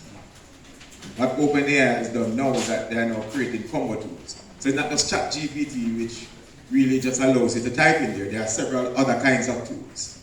Because how AI is moving fast, right? Pretty much these companies are making the changes as quickly as possible. So I like tools when I go in there I can find a number of things, right? So this one I'm introducing to you is Edu or Ed Cafe. I want you to go on there because there are several resources. I want you to explore some of the tools that are there. Remember, I know some of us have the concerns when you sign up to some things and so. It's just the way of the world. You put in what I do, for example, I create a special email and I use for something. So because you have unlimited number of emails that you can create different emails or some things, you know. So your personal email, you can use that just some personal ideas. Work email, you can create a special email for work. Although you have one from birthday. But if you want to do some other things, right? You can create one and you can use that. So you don't have to be worried about what comes into it. Because there are some of my emails, I don't care what comes in the box. Some of I just ignore them. Because that's the way of the world. With AI now, once you go on the internet, it takes your profile and it's going to push things at you. That's what happening now. So when you go on the internet, if you went on the internet a while ago, you go on a page. Next minute, if you should go up and go back on, you're going to see something similar to what you went on. Right? That's how it is. That's how AI is doing. So you have to just get accustomed to that and don't quarrel about it. And that's sort of thing. Right? And I used to tell you that there's a chat GPT for teachers.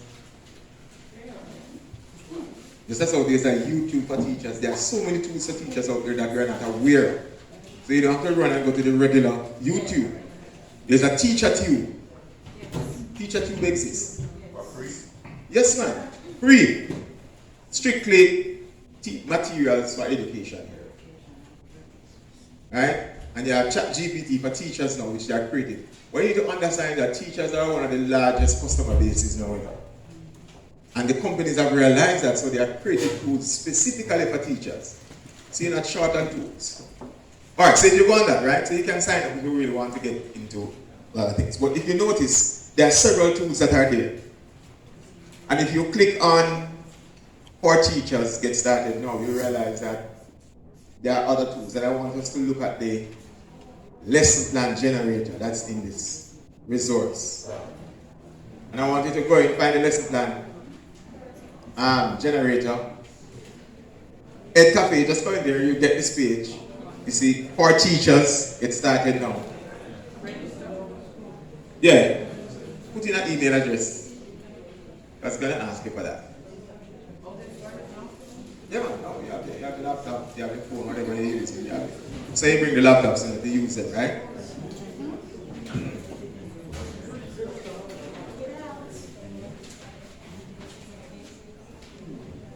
Oh, yeah.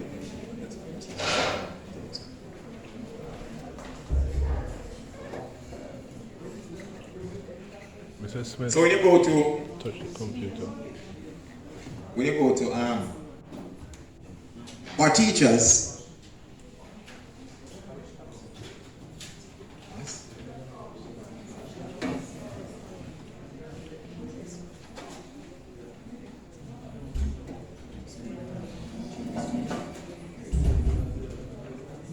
right?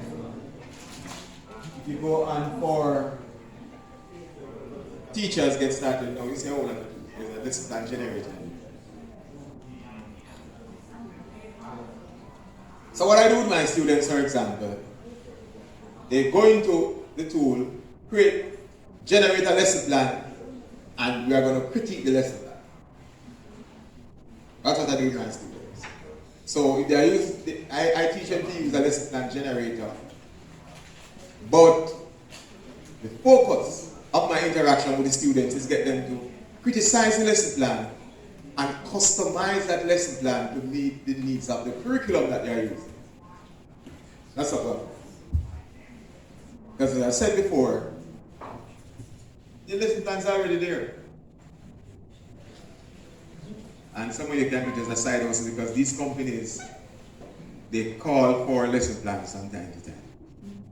And they want people to write lesson plans. Right?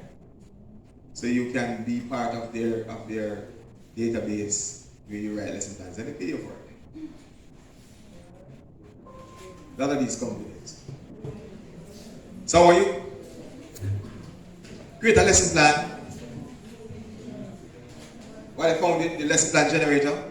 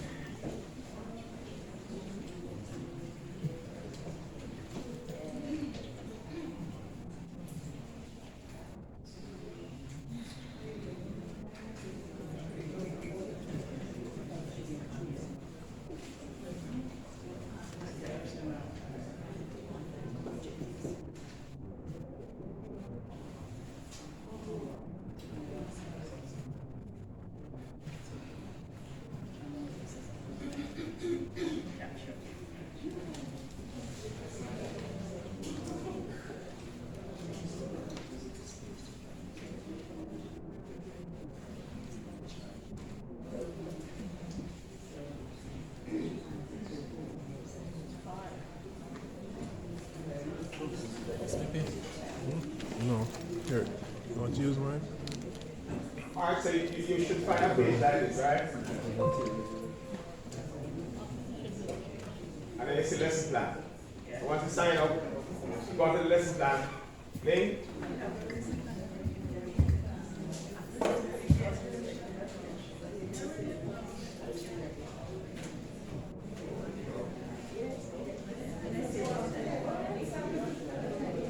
So, well, right, so what I like about this tool is that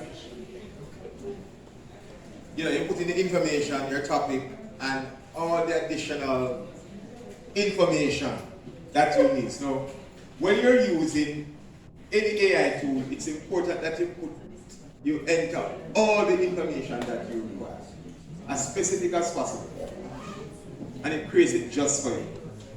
If you are generally going to get general information.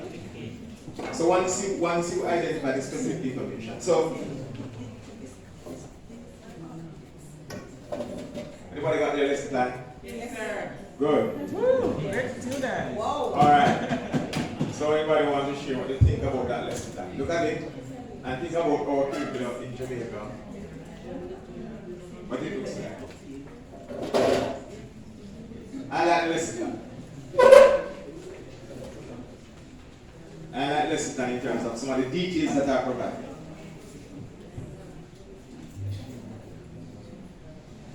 So, I'm saying if you get our students to use a tool like this, create a lesson plan and then do the critique, because that's what I do with my students. Then do critique. Then you get from the internet, you critique it and customize it to meet your local reality. That's what I do.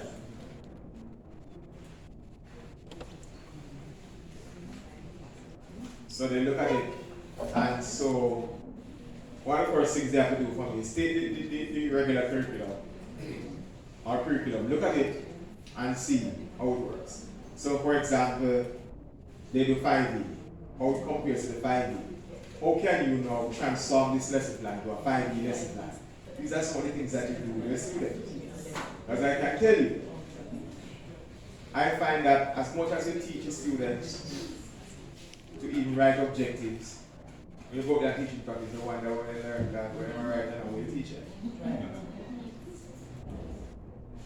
Right? And sometimes they stay with some lesson plans, you wonder, because they want to write the shortest lesson plan as possible. And so they get to generate the lesson plan and now convert it into what you want them to learn. It's better. They're learning. And so they are applying particular kinds of skills.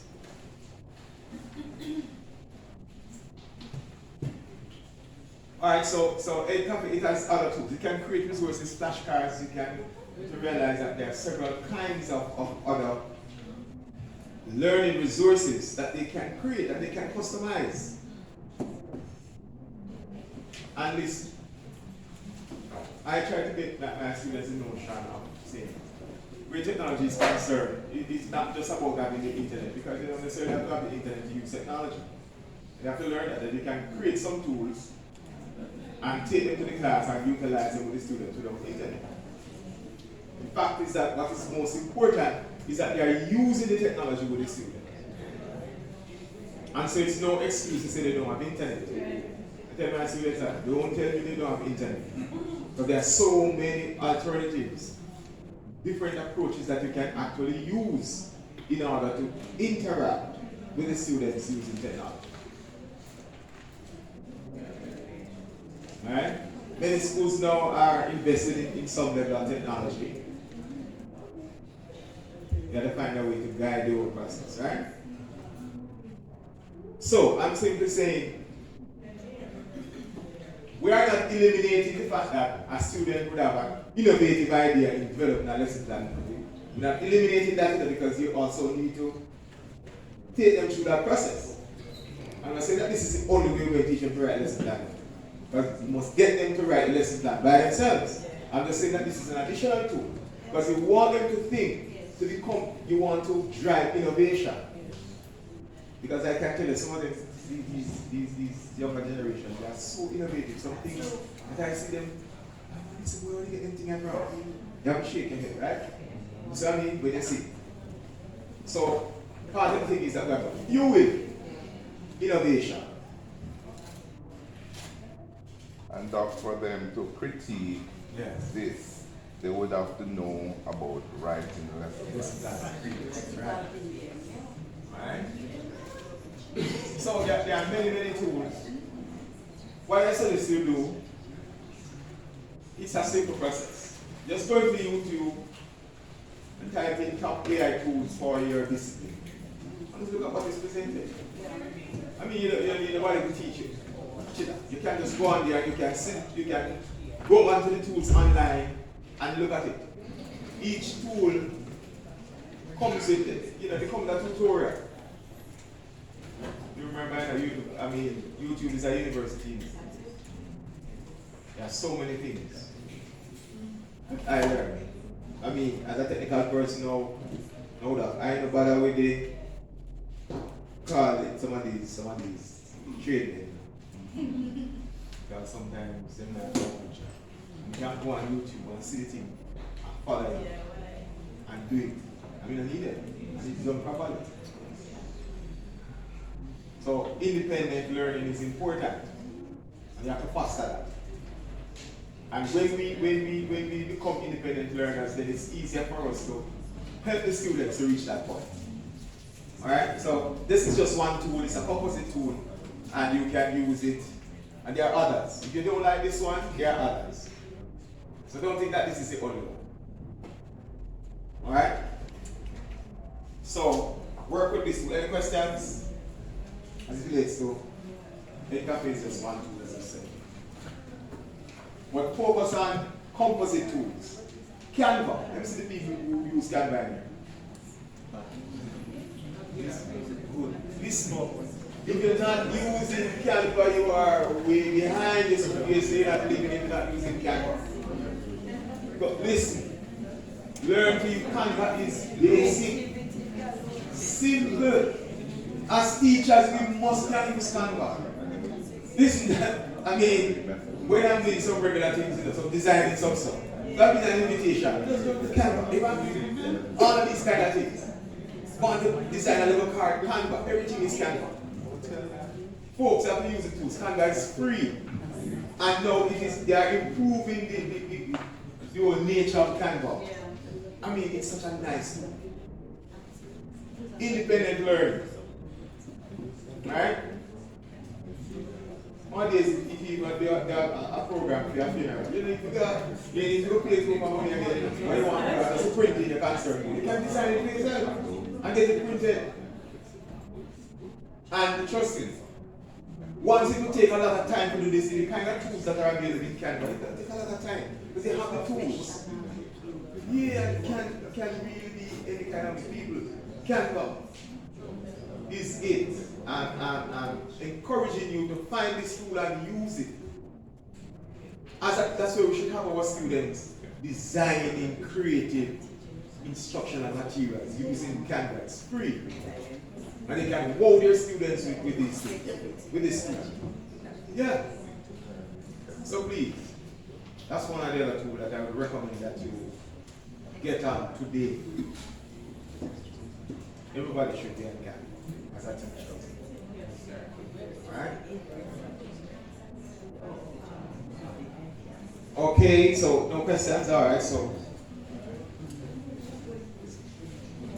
Okay, thank you, Dr. Martin. Dr. Martin, round of applause, please. Right, so we were introduced to Ed Cafe. And while we get prepared for Mrs. Campbell, I have a few questions I would like to ask. All right, Mr. Lewis, let's assist Mrs. Campbell.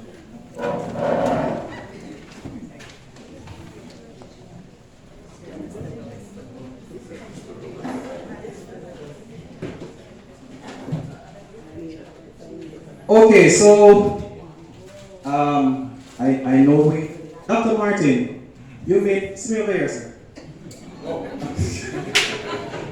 Yes, we're busy. Yes. You made mention of Canva. I know about Canvas. Yeah. So would you encourage them to use Canvas as well? Yeah, man, you can use both. Both. Yeah, you can use both. Okay. All right. So while I was completing the master's degree with UWI, I found out that there was a Canvas, which is the learning management system, like Moodle, right? It's very good. A lot of tertiary institutions overseas use it, that I do know. And then you have Canva, and the program that you're looking at, so beautifully designed by Dr. Brown herself. It was designed in Canva, right? So you see how powerful the tool is? And what I found out is that they integrated some AI in it as well. So you can go in and voice over. You can make videos. Listen, even the funeral parlors, am I using now? Yes, man. They use to pay a man big money to create the. Yes, man. Program ready. They're not repaying the man big money again, right? And what they did was duplicate it. They just do a template, right? And change the color at the background, and I hit that program ready again, right? So let's have Mrs. Campbell now. All right. All right. Good afternoon. Good afternoon, everyone. I hope that you're doing well, as well as I am. Okay. All right. So today we're going to be talking about AI and entrepreneurship, and I'm an entrepreneur myself. But may I see anybody in here who's an entrepreneur? Let's raise your hand if you can, even if you do it from the side. That's 1, 2, buckle my shoe, 3, 4. Shut the door. All right. Anybody teach business? Yes, raise your hand. 1, 2, buckle my shoe, 3, 4. All right, good. Anybody who's an aspiring entrepreneur? You have the idea of you'd love to be. Yes, we are. Don't see it. All right, good. So today I'm going to be sharing with you some AI tools that you can actually use to either start a business if you have this idea, if you already have businesses, how to boost it, and how to utilize AI tools to make your life easier. So, before we go into the meat of the matter, I want 2 persons to come up here, 2 volunteers. Quickly, and if you don't come and volunteer, and you surely don't want me to volunteer. So come, miss. I see Miss in the white coming. Give her a round of applause. I have a special prize. Where's my prize? See my prize here. So that's 1. One more. One more. Sir, come. Yes. Yes, sir. You. Yes. Yes, Mr. Come on.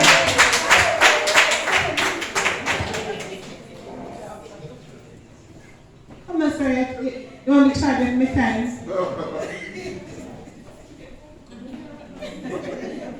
Alright, good. I want you to stand in the blocks right there. 1 block, take the other block. Alright, now we have some judges. 1, 2. So these 2 persons are going to be the key judges. And they're going to play some music. They're going to close their eyes. So close your eyes. We're going to play some music and you are going to dance or hop or move or march, whichever one you want to do. But you should not come out of the square. If you come out of the square marching or dancing, then you lose. Let's go. Ready? Yes, ready to play. So let's do, judges have to make sure the eyes are closed and whoever comes out of the box first is the, whoever stays in the box better yet. Is the winner. Alright. Ready? No, I don't stay in boxes. You don't?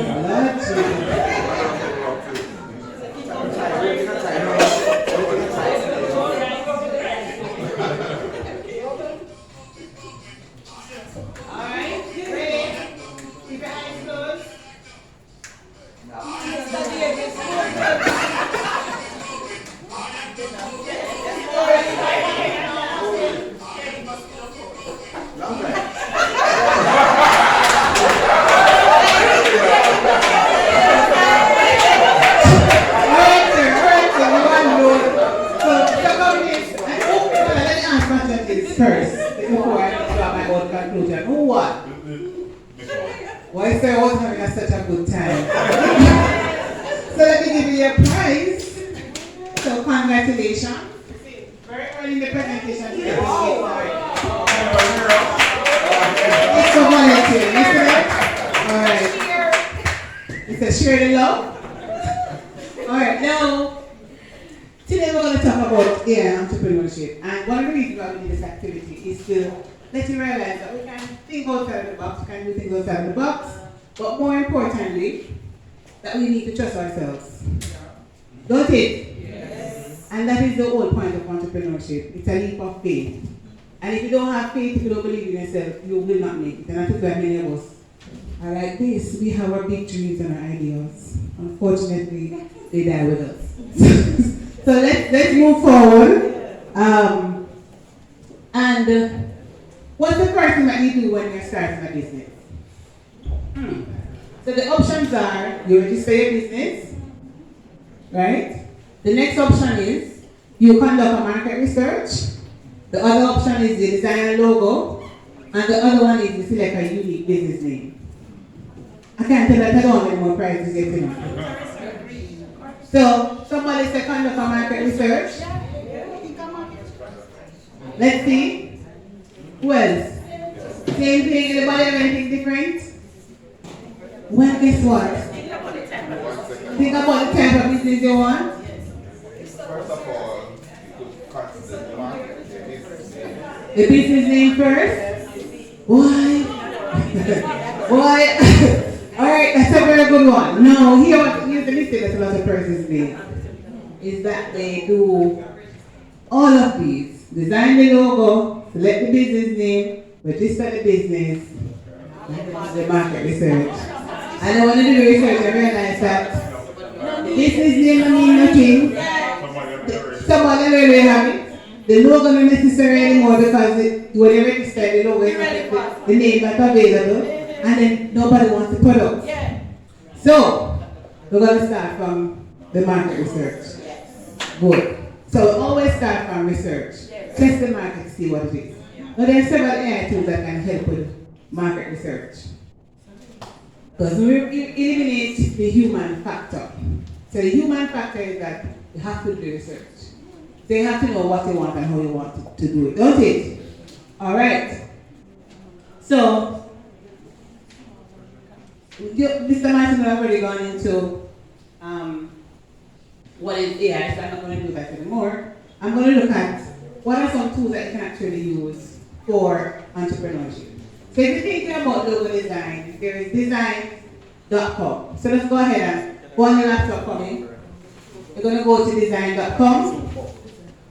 And you have already done your market research. So we're going to do a pretend game now. And you know what business you want. So the next thing that you're going to do is you're going to start looking at possible logos. That is after you register the business, or that the business name is available. Right? So we're going to go to design.com. You have to sign in now. Let's go to design.com. Right? You're there? Alright, awesome. Should be there as well. Alright, now all that you need to do is type in your business name. So everybody just make believe now you have a business or you have a business idea. Just come up with a business name. Alright? So I'm going to put in Weibo as my business name and I'm going to generate my logo. So alright, so you can put in some keywords. What is the purpose of your business? What is it going to be doing? Right? So I'm going to be, it's a technology business.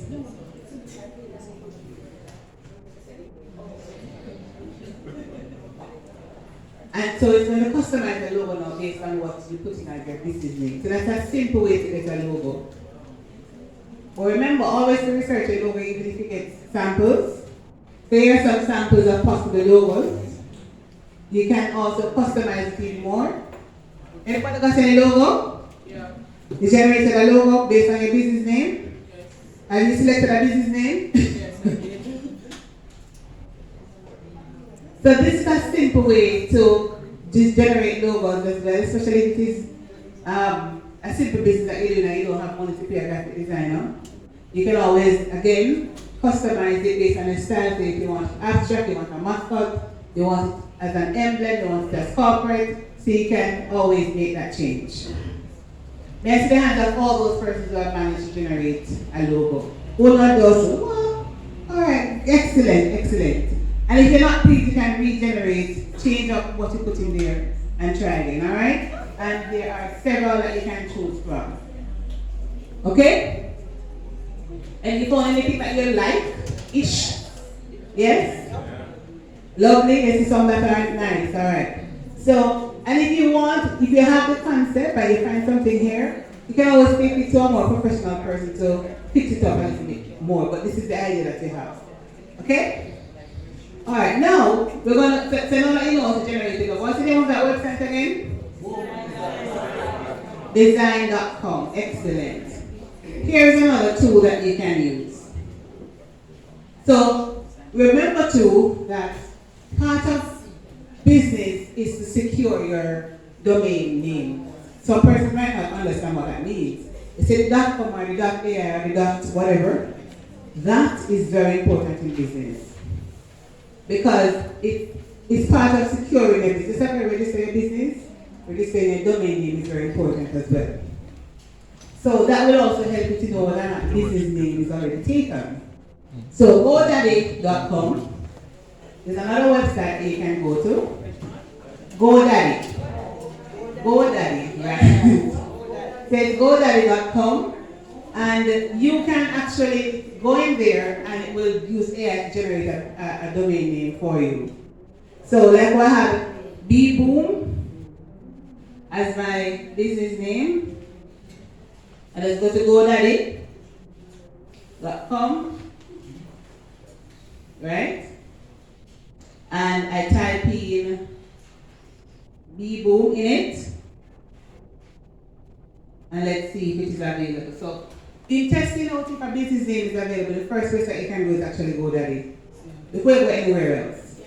So if you go to GoDaddy and you see .com that is available behind that name, it means that most, if not, it means that most the business name is readily available for you to use.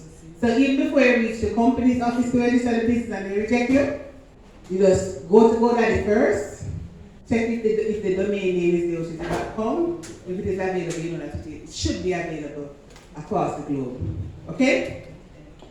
Alright, so if you notice BBoom is not available because it is PH and all different kind of other things. But the .com is already gone. So that is not from a good business name for me, for example. But I can generate, start a domain, AI domain search, and it will also give me additional domain names or additional searches that I can try. Alright? So if you're not so sure about a business name, just put in a business concept, and it will actually give you a business name. So if you have a brilliant idea, but you're not sure what to name the business, what to call it, just go to GoDaddy, type in what you want, and it will generate a domain name for you. Okay? Alright, so may I see anybody who tried GoDaddy? So it's GoDaddy.com. Put in the business name that you so brilliant you came up with, and look if it is available. Yours is available? Brilliant. If you see, so the domain name is available largely if you see .com or .net or .org behind it. If it's the PH, boy, it's available, but would you want to say .ph? No, so it means that the business name is very popular. Yes. You understand? So if you see that the .com or the .org is gone, then, or the .net, then it is likely that it is a very popular name. Got it? Man says, prepare to launch. Okay, so once you click on continue, and you see that the .com is gone, or if it is very, very, very, very expensive, it means that someone already has it. So if you see for like 30,000 or 16,000 or 10,000, you have to bid for it to get it. You're still a kid. Somebody take it already. Alright? People actually buy domain names as a business and sell it back. If you see for $1.com, if it's a .com and you see for $1, buy it. It means that it is available and it is very much ready and waiting for you to get started.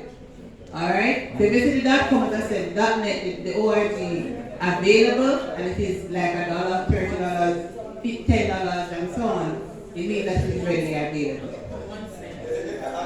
1 cent even better. Alright? Yes, ma'am. This is as real as it gets. So remember, the purpose of having a domain name is to protect your intellectual property, as well as to make sure that your business name is also protected. Alright? Got it? Alright, so we're going to move on to another tool. So that was GoDaddy. Alright, so I have another tool for you, but I'm going to be conscious of time. Then there is brandcrown.com. So that's brandcrown.com. And that will also help you with your business name. So again, if you're not so sure, you can always try that one to get business names as well. Alright, so you can also design a logo there. I'm not going to do every single one of them, but they function pretty much the same. Then there's pick2chart.com, and that is if you, again, have your nice business plan or your idea, you're not so sure how it should work or how to do a business plan, this will generate a business plan for you. So you can share with your students, share with persons who are in businesses, you can generate a business plan, especially when you're at that stage where you're just thinking about a business. Alright? Got that? Alright. Then you have ChatGPT. May I see the hands of all the persons who use ChatGPT? Everybody knows it. If you're not using ChatGPT, well, you can't. So I use ChatGPT literally for everything business related. So I have, for example, persons to employ. I use ChatGPT to get my job descriptions. I use it to get my KPIs based on those job descriptions. I use it to, if you can think about anything in business, if you have business ideas and you're not so sure, if you want to have a business canvas, right, where you sit down an area and map out the different stages of your business, ChatGPT is good as well. It's also good to help you with your business plan. Alright? Then there is Google Gemini. And the hands of those persons who are using Google Gemini. I say 1, 2, buckle my, no, only 2, 3. Alright, so I'm going to show you Gemini. Gemini is very similar to ChatGPT. I like Gemini because it sometimes gives you things that ChatGPT doesn't necessarily give. So if ChatGPT is giving you gibberish, I just jump over to Gemini because it's very similar. It's connected to Google, so whatever it is that you are doing can also be linked to Google. It's very good for education as well. Say if you want a YouTube video with the video playing and then you have the questions based on that. All of that can be done easily in Gemini because it's a Google product. So that's Google Gemini. So let me show you for a minute. So this is Gemini. So if you know this is just like ChatGPT in terms of how it looks and feels, you can also add voice. You can use voice search as well. You can also upload images. So if you have an image that was downloaded from Google, you can actually upload it and ask it questions based on those images, etc. So it's a little bit more, I like ChatGPT, I love ChatGPT, I pay for it. But Gemini is an alternative. So that's Google Gemini. So anything that you want in terms of business, you can also ask it. It will also give you like as a Google Docs, as a Google Sheet, those kinds of documents. So those who are in business, when it comes down to accounting, you can actually grab your data. So I've got my expenses and my income, throw it in one of these AI tools, and ask it to analyze the data for me. And in 2 tools, I have a good idea as to what my cash flow is like monthly, have a good it analyzes all of that data for me. So you have an alternative here, which is Google Gemini. As I said, it's very good for education as well as for business. All right, here's some other tools. So we also have WhatsApp Business. WhatsApp Business has an AI tool in it. I don't know how many of you are aware of that. So there's a method that is in the regular WhatsApp. I use that for everything. That is like my best friend. I can tell them a secret and it don't expose me. So I kind of start thinking whatever issues that I'm having, whatever I'm feeling, and then it just gives me some nice comforting words. Yes. I don't know if you've tried it. That's Meta. So on your WhatsApp, open your WhatsApp. Open your WhatsApp for me. Open WhatsApp. Whether it is business or personal. Let's open WhatsApp. I know somebody see the circle, I see the same, but you don't necessarily use it, you don't know what it is for. No, that is AI on the go. Open your WhatsApp. Then they have all those persons who use Meta in WhatsApp. That's 1, 2, 4, 5, 6. Alright, 7, 8. So open your WhatsApp for me, please.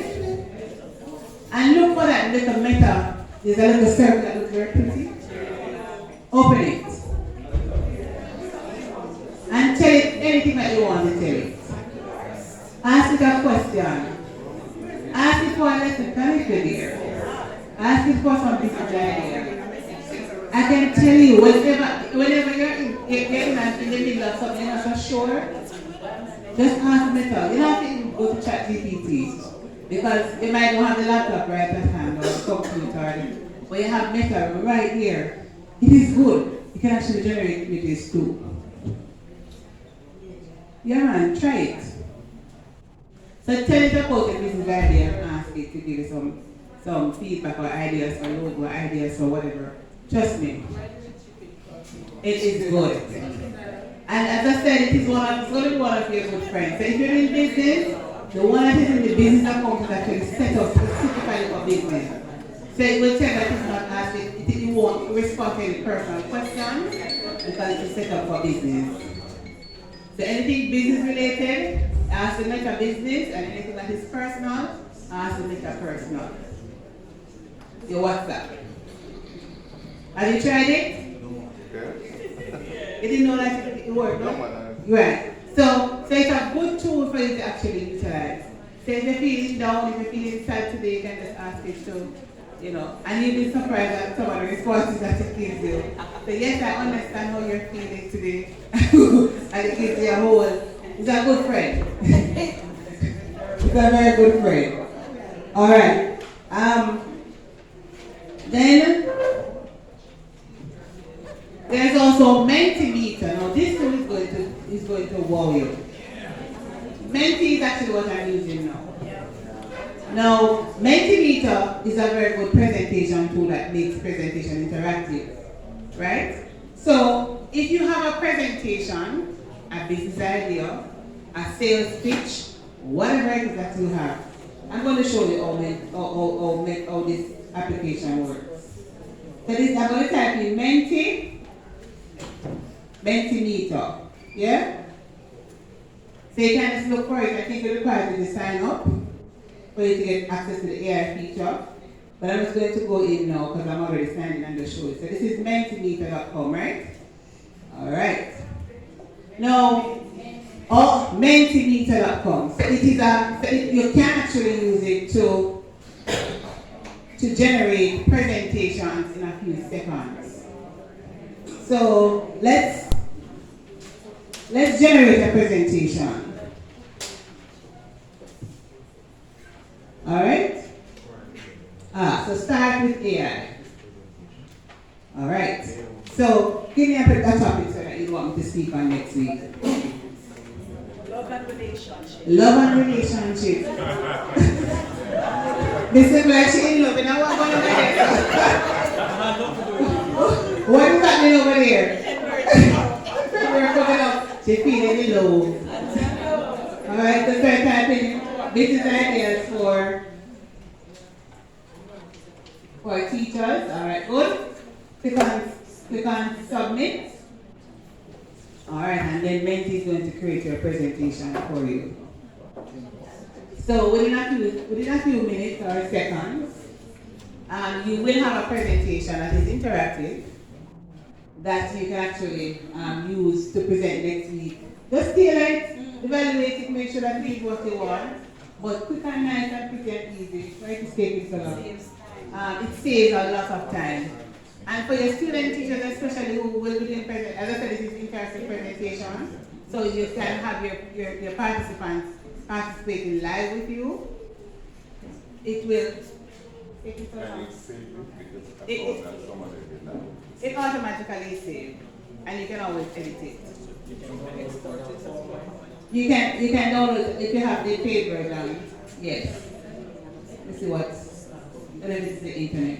But let me continue until it generates. So that's maintained. There's going to be a few others, and then we can wrap. So there is also Canva. Still Menti.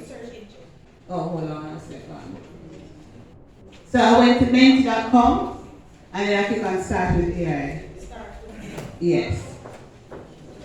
Then I go to the internet. No, the internet is working. Internet is fine? Alright. It would be the app. Alright, let me just give it back to you. I don't know if anybody is able to generate, but I will just give it a minute or two. And then there is Canva, I mentioned. So Canva is very good. It has AI components in it, especially as it relates to photo generation. You can also just put in a topic in Canva and it actually generates a presentation for you in Canva without you having to do anything extra at this point. So they have upgraded it. Alright, and then the last one is writeabody.com. .ai, sorry. Writer what? Let me season my words because I don't want to put out of here. There's the word on the board. So if you want to do elevator pitches, if you want to do pitches and you want to have an idea as to how to pitch to business, to investors and so on, you can go to writerbody.ai. Alright? You got it? Let me put it back on the screen. Yes.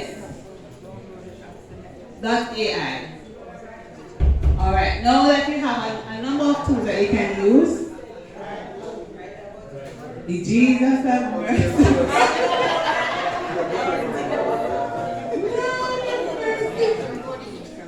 So to wrap it up, I'm going to move from that topic, you know. I'm already moved. Alright, so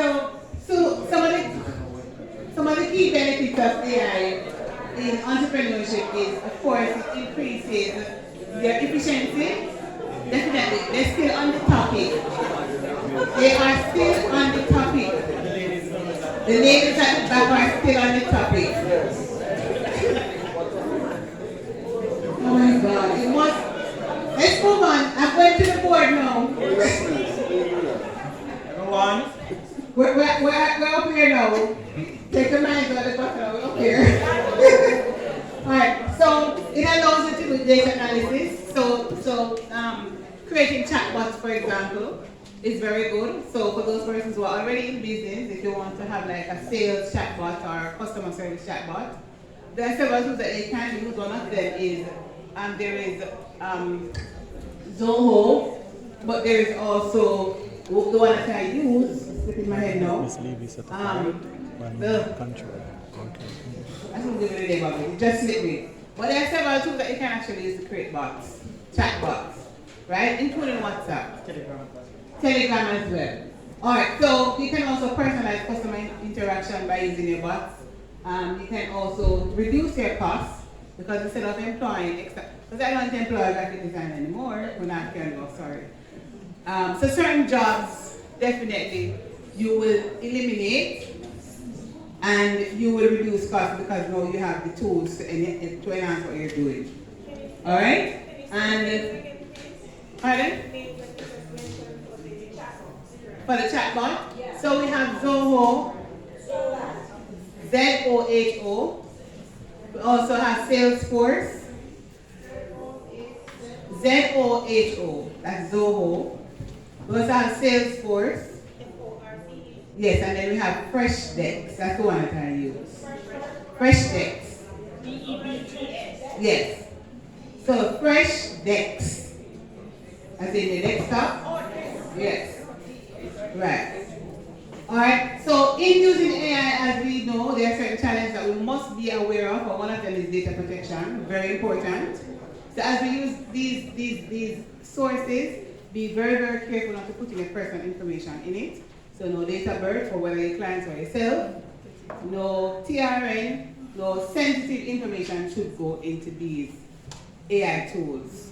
Whether it is ChatGPT, Gemini, whatever the situation, whatever tools that you're using.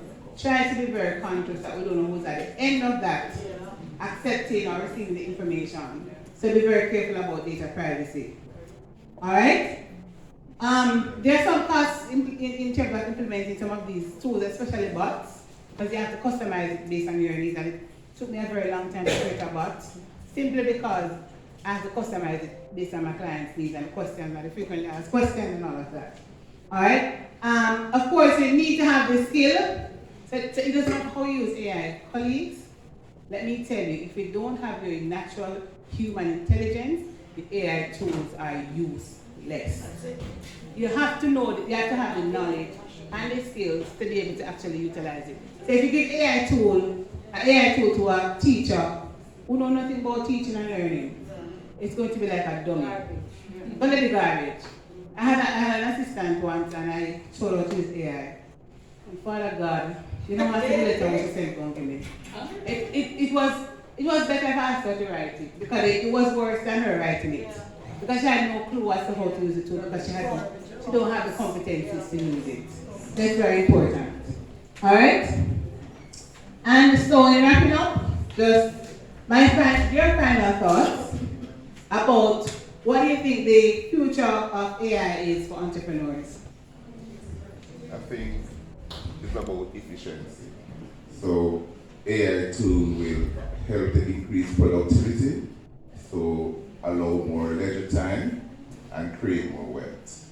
Definitely. And it will make your life easier, make it faster, go faster. And definitely, instead of you being a one-man show with just you alone, you have the AI tools to back up. So you can actually be a very good sole entrepreneur if you want to.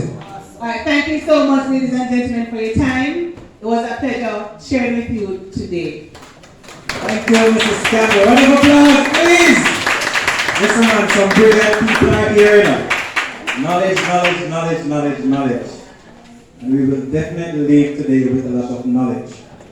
Now, while Miss Levy prepares, speaking into being, soon to be Dr. Levy, right? While she prepares her laptop, I have a few questions. And I do hope you're taking notes. I have questions here from Dr. Martin and Mrs. Campbell. Now, what is the name of the website Dr. Martin introduced to us? The first website. What's the name? Anyone? Please raise your hands. Okay, we have Miss Samani there. Go ahead. Ed Cafe. Round of applause, please. Listen, man, this nice French question now. You have to move quickly. All right. Yes, man. Wait, how much did you get already? Yes, man, I like it. So, Dr. Martin spoke about Ed Cafe. It's a wonderful tool. And remember, you also have ChatGPT for teachers as well, and Canva. So, name 3 Ed Cafe tools. Anyone? 3 Ed Cafe tools. Miss Foley, your hand is up or your finger is up? You were thinking of that? Oh, okay. Anyone? Alright, go ahead, Miss Foley.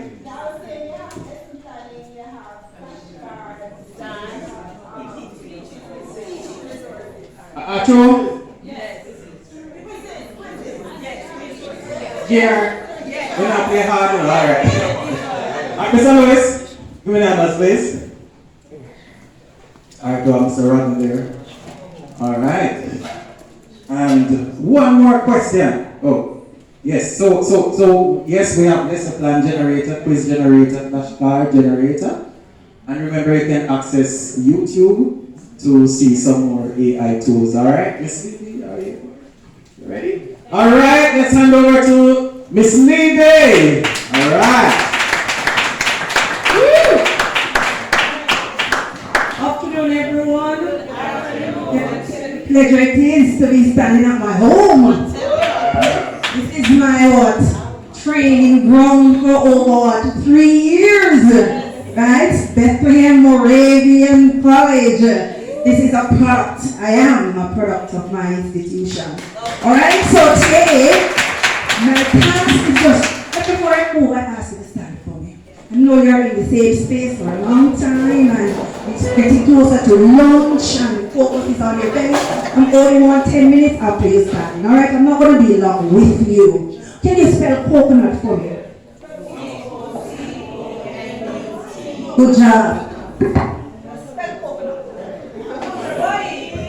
Let's use our body to spell coconut. Come on, sing.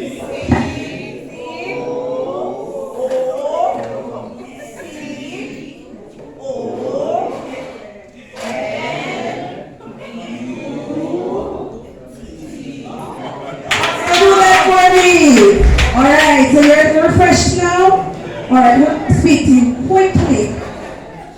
So I am all over. So I started hospitality, I went to business and education, I'm all over. Right, so today we're going to just look at a few tools. You've heard them already. You're using so many different forms. But just for hospitality in particular, we want to look at booking assistance. That's an AI tool. Well, let me just assume that a number of us would have taken a trip. You've taken a trip to different parts of the world, you've gone onto the internet, you've used Cheap Ear, Expedia, all of these tools, right? So you have different booking assistants that will guide you, right? So you see where the hotels are listed there, they are AI generated. The fees, the rooms, all of these, they're there for you. So even in class, we can teach our students how is it we're going to use these tools. Because when you go there, we're not strangers. Some of us are movie watchers. And you might find yourself talking to your room. Oh, the air in the room right now is too hot. Somebody might say, Alexia, turn it down for me. Do you know those things? Yes. So this is what is happening now in hotels.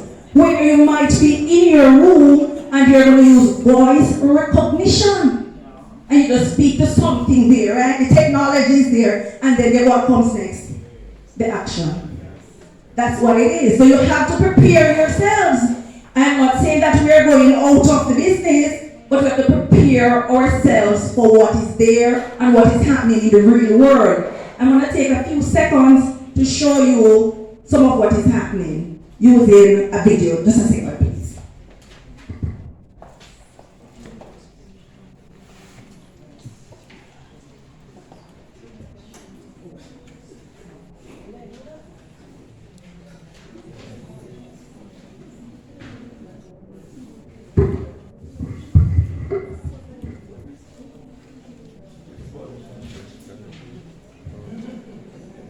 I'm going to introduce you to Bella, if you have never met Bella before.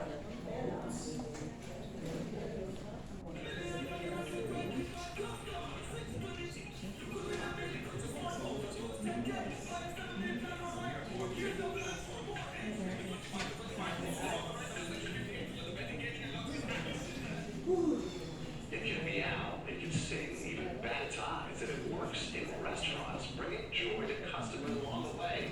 CBS News' Christina Fanshaw.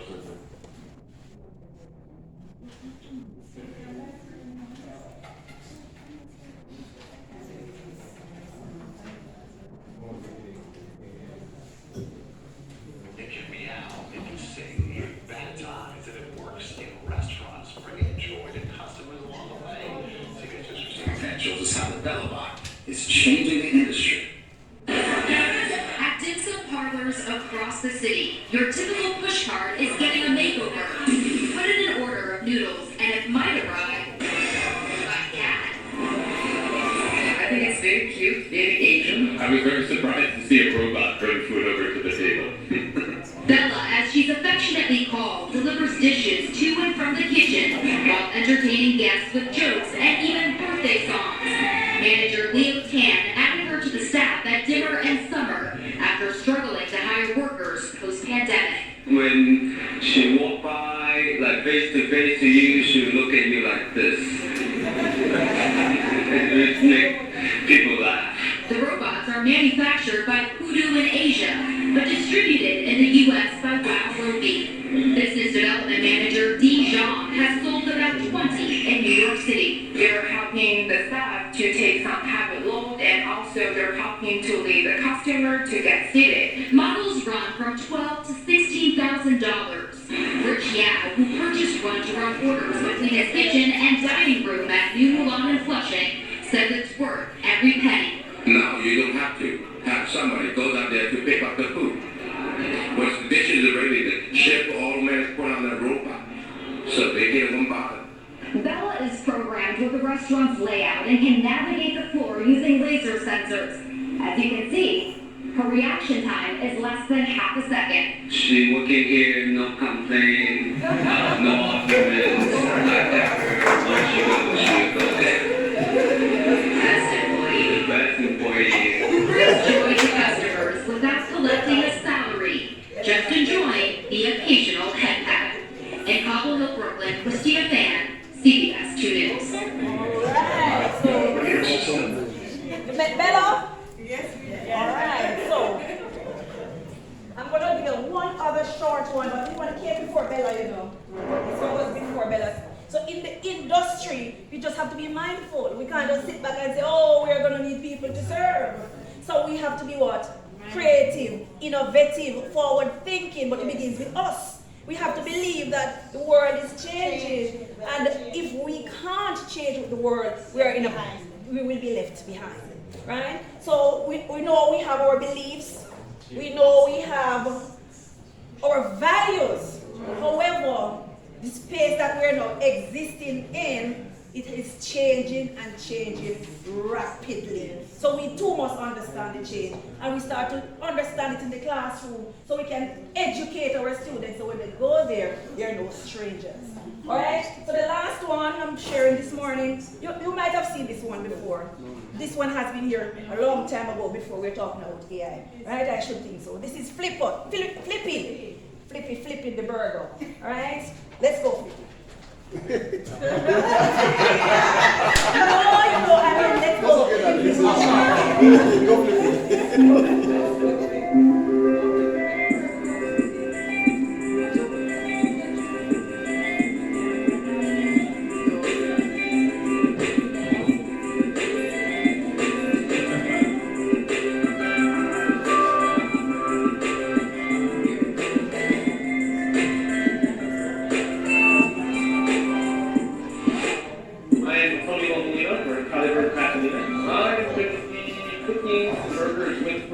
and I'll be placing the beef onto the grill. These are fresh, never frozen. Flippy is already expecting them in the background. Alright, so for now, I'm going to salt the burgers. That is something Flippy will do in the future. And then now I gotta get the buns ready for our burgers as they're cooking. I'm seeing kind of what Flippy is seeing. Yeah, so I get a warning of when he needs to move and stuff like that so I can plan my time appropriately.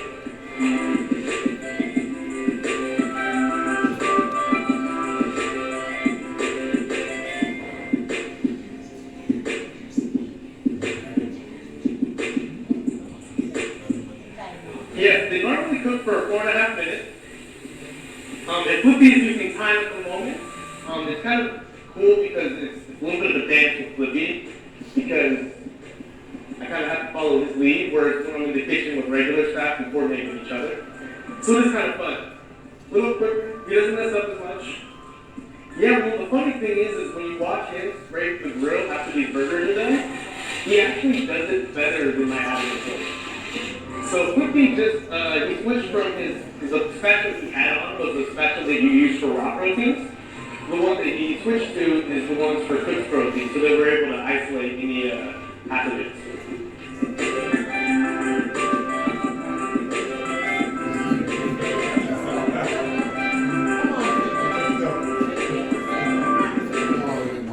now Flippy is going to scrape the grill. So it's going to take a grill scraper.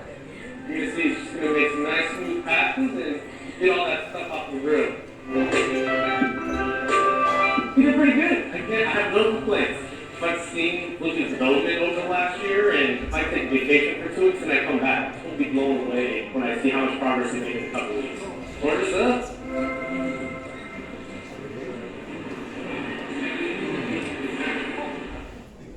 Responding to emails takes time, but not with Grammarly. Alright, so those two is just a reflection of what is happening in the industry. Right? So the story about Flippy is that when they first put Flippy on the line, he was so, let me say, efficient that there were too many burgers than persons to be served. Right? So they had to withdraw him from the line, and in the peak time, that's when they would have. Because remember, the purpose is just to make burgers, right? To not be mindful of what is happening. So we're flipping too many burgers at any one time. Alright? So we have to be mindful of what is happening. So Robert is very important. So we're trying everything that is there to become more and more efficient. Nothing is wrong with that. Alright, my last bit, as I said, I'm not going to take much of your time. I just want you to aid the process with everybody speaks about ChatGPT. Alright? We can't exist anymore without it. So here it is today. You might be in your class or you're a student, take a flip, and the teacher you ask you to create like a 3-course menu. I don't have time to scratch my head again to say what I'm going to do, particularly for maybe seafood or whatever. I don't have to worry because I'm going to ask Chat to make it for me, right? And it's going to give me some solutions. So I'm going to just put that in on screen and let us see what the outcome would be. All right? Let's make some food.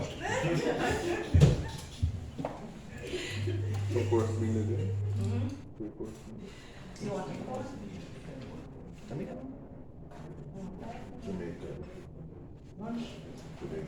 Typical Jamaican lunch. Challenge.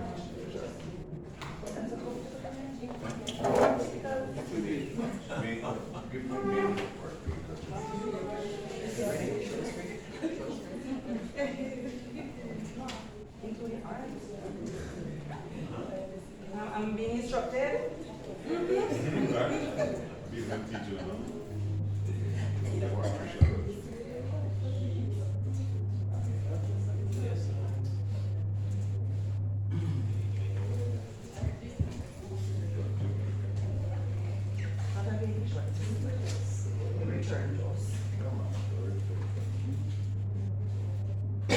first thing that is there? Sorry?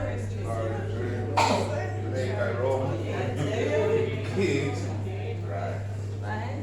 So I need to go deeper to get the ingredients later on. So we could go deeper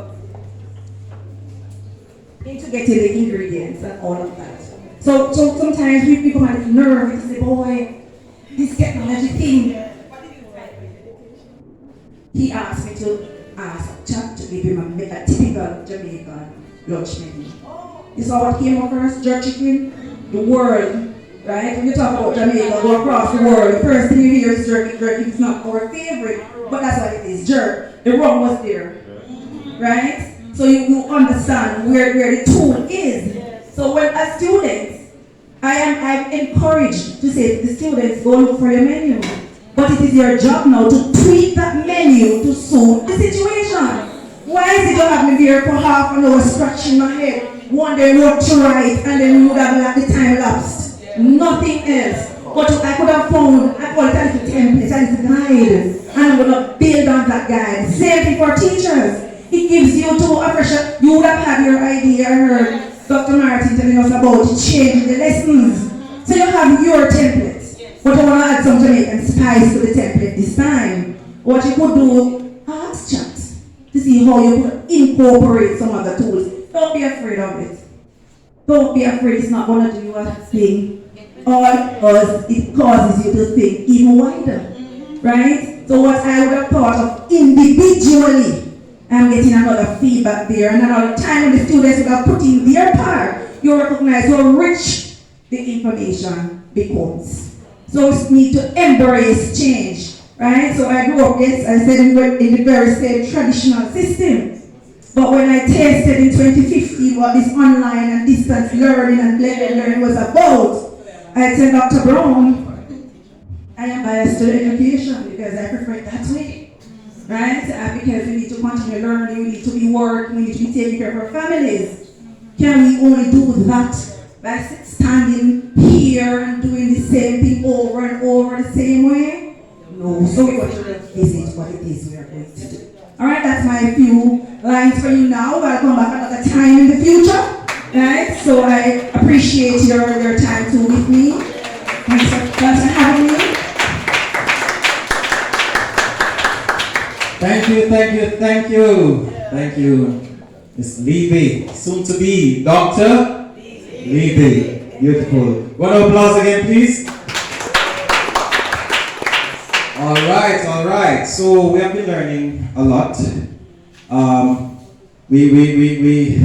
remember when I was searching for something new to keep me occupied. I went on YouTube, and YouTube showed me some of the top jobs that are around. And I noticed it said surveillance. Now for years, I remember Ben's funeral parlor. She always call me, Mr. Smith, you know the surveillance man? Camera in the around place, man. I want man from man to give me a call and like say, man, want to trap me. So we said, Jesus and peace. Then all kind of people start mentioning it, and I say, no, let us spend some time. Yes, man, the demand is there, man. YouTube spent about 2 months learning surveillance systems. And bam, just took off. First job was a supermarket. Papa Jesus, I never see so much money from a van. Man, I get nervous when they come out the money here. I said, man. And then the lady came back and said, Mr. Smith, you get one call last week? I said, yes, miss. Listen, me tell the man say you the supermarket. Then that the man call me now, then he give one next big house. When we see the house, and I said, Jesus and peace, God, how you make this happen, you know? Because this one now, the masters, they dear, you know, I said, Lord, so money come down, pack it down, pay up, pack the masters loan.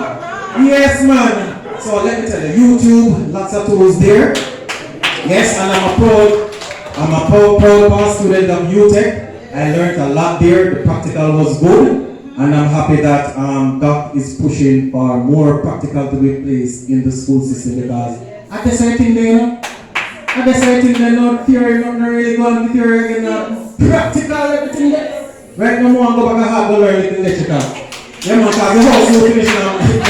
See somebody yes, man, so when starting off a business, we must look at registering the business, conducting market research, and so on. But most importantly, we must conduct the market research, right?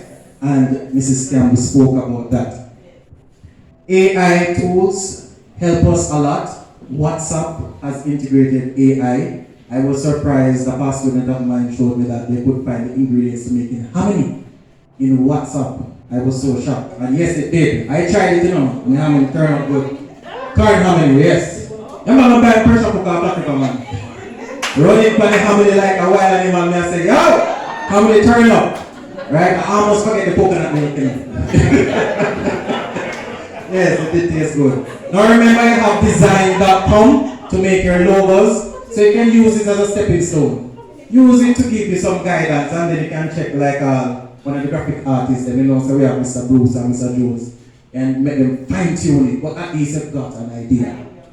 Right? We have GoDaddy.com, right? We have Brand Crown, we have Pick to Chart, and we have the favorite at the back. Writer what? Writer? Body. Alright, that's the one that we're giving around about there. Hey, Dr. Sierra. Yes, man. And we looked at Miss Lee, we spoke about Bella. Now I have a gift here. What gender is Bella? Anyone? I see Miss Bryce. What did you say? He is a what?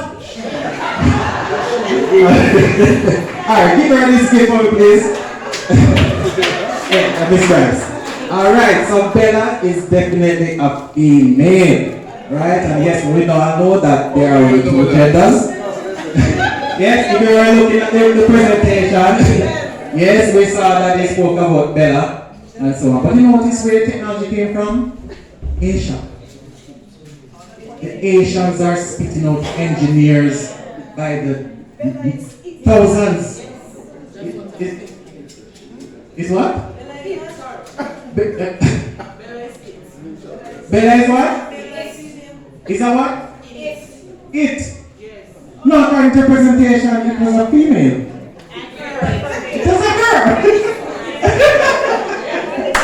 Alright, and we have Flippy. Boy.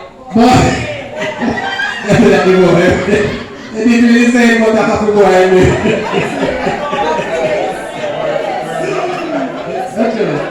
Yes. So, beautiful presentations from this beautiful team. And we are going to now shift over to lunch. But one more time, round of applause to the panel. Look at them. You have Doc, you have Mrs. Levy, and Ms. Campbell. Beautiful team. Oh, my apologies there. Mrs. Campbell and Miss Levy. Alright. Soon to be, Doctor. Listen, man. Power is in the tongue, you know. True. Okay, say like about 5 minutes away. Okay, beautiful. Round of applause. And I've learned so much, you know, so me the technical thing, I'm going to learn enough, me I tell you. Enough. Alright, so when we are planning to do, I make some money after this team, you know. You know me I don't do? You go to my advertisement. I do AI speaking now. I mean, I just copy and reword and make sure to understand the content. I mean, that go up and charge me $5,000. You understand? NCB now hear that. Alright, so it's now lunchtime. And we're going to take Grace. Okay, so let's do Grace and we'll go for lunch and we'll be back after 1 hour.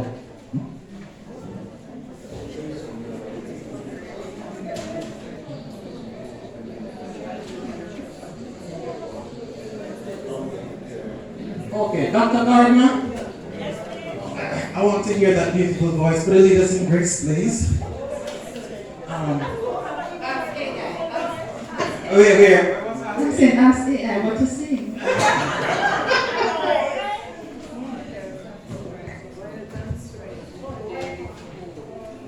We all stand.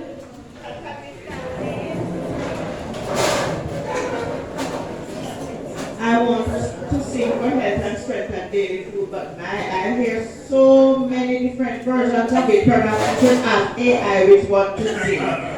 But let us start after 2. 1, 2. For health and strength and daily food, we praise thy name, O Lord. Amen. Enjoy. Wouldn't you say that the sessions are going exceptionally well? Yes. We give God all the. Because guess what? All of us here, including our presenters, could be elsewhere, not true? We have TP, we have classes, we have so many other things. But yet we're here and we are actively engaged and we are learning, and so we know that the strength and everything comes from God, and to keep us focused when we have so many other things that wants to occupy our mind. We have to just give God the glory, but just keeping us focused and allowing us to be able to learn despite all the challenges that are, that are in front of us.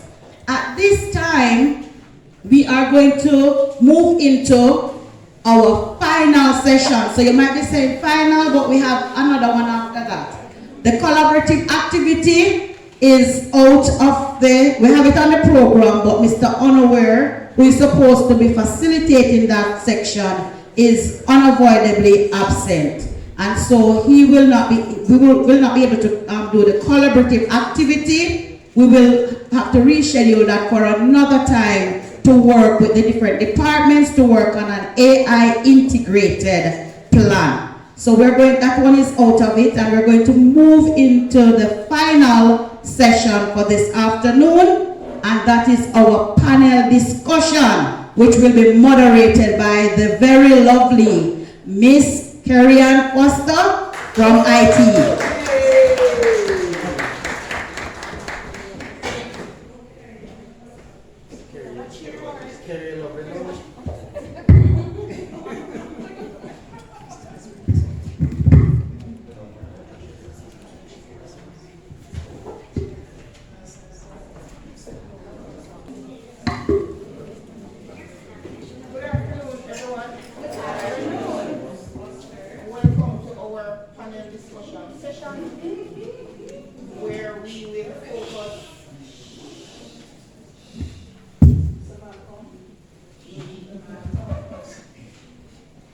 Where we will focus on the importance of ethical AI use in academia. The panel is made up of Mrs. Davia Bryan Campbell, Ms. Bonsi Levy, and Dr. Julia Martin.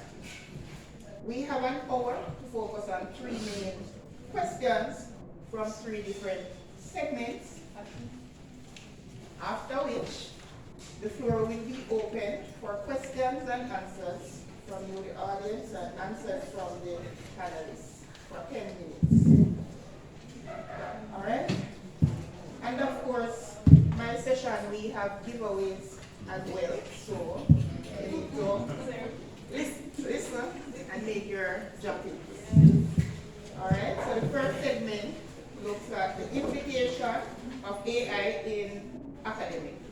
The question: how can educators ensure AI tools are used to support learning rather than replace critical thinking or academic integrity?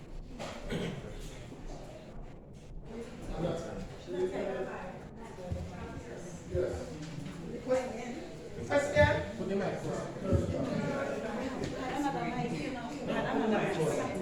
How can educators ensure AI tools are used to support learning rather than replace critical thinking or academic integrity?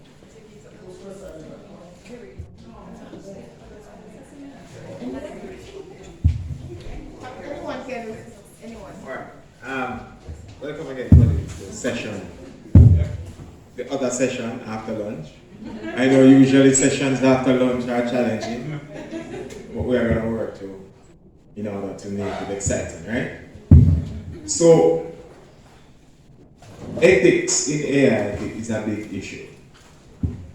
And one of the disappointments I have with my good Uncle Donald and all of the, what do you call the things that he writes, that he's writing in, right? Executive orders, right?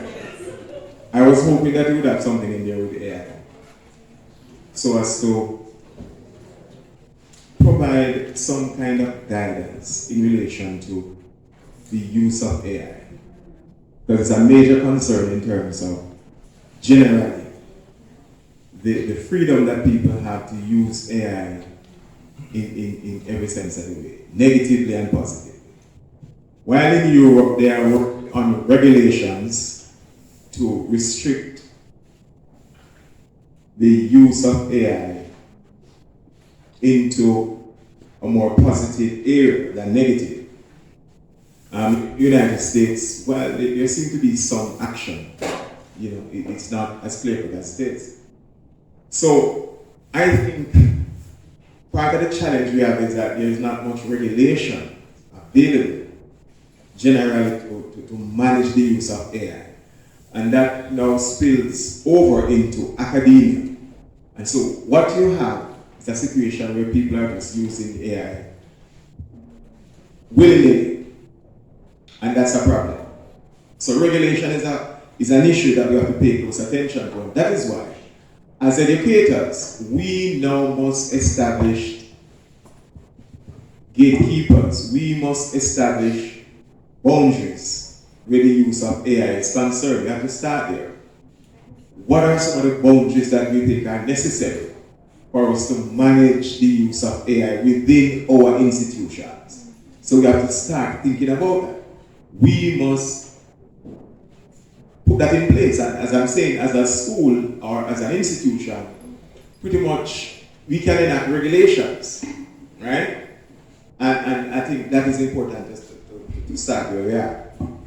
But in terms of the educator and the ethics of AI, there are so many things to take into consideration.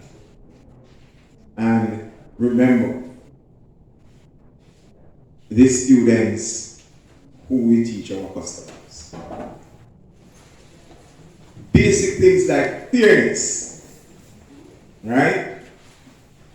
When we use AI with the students, how are we accommodating fairness, right?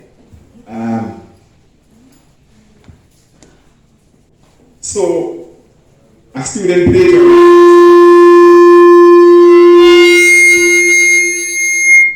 So there was plagiarism, there was cheating. Is that student being treated fairly? What are the rules and regulations that are established? Are those regulations fair enough to the student? We have to look at things like those. On the other hand, while we want to prevent cheating, we must ensure that that fairness is maintained. One of the things, though, that I want us to focus on is student empowerment in the whole process. We have to empower the students. And part of that empowerment is the kind of tools that they use. Automated tools are useful, right? So that's important, that we empower the students so that they become confident in using the AI tools. And they become competent in using the AI tools. So we must work towards that. As I've said earlier, the education campaign is important. We must have proper education campaigns, especially with our students. Because sometimes we are regulating and the students are not so sure. So ensure that they are educated, ensure that the staff is educated. What I know in many tertiary institutions that they have competent technical staff. This is what I've seen. Very competent technical staff who can really help in terms of driving this process carefully. And in terms of putting in certain kinds of systems in place to protect users, to guide users. So, for example, even having a note on the computer when the students go on, give them a little thing on there about AI, about the safe use of AI. So when they log in, they are reminded that, hey, listen, this and so is important. Simple things. So they are reminded how to use AI, responsibly. But that's important because, you see, the same kids, who graduate from the school, who will grow up, use the technology in a way to abuse others. Do you remember that? So, if they are taught early how to manage that process, you realize that, hey, listen, I must be more responsible.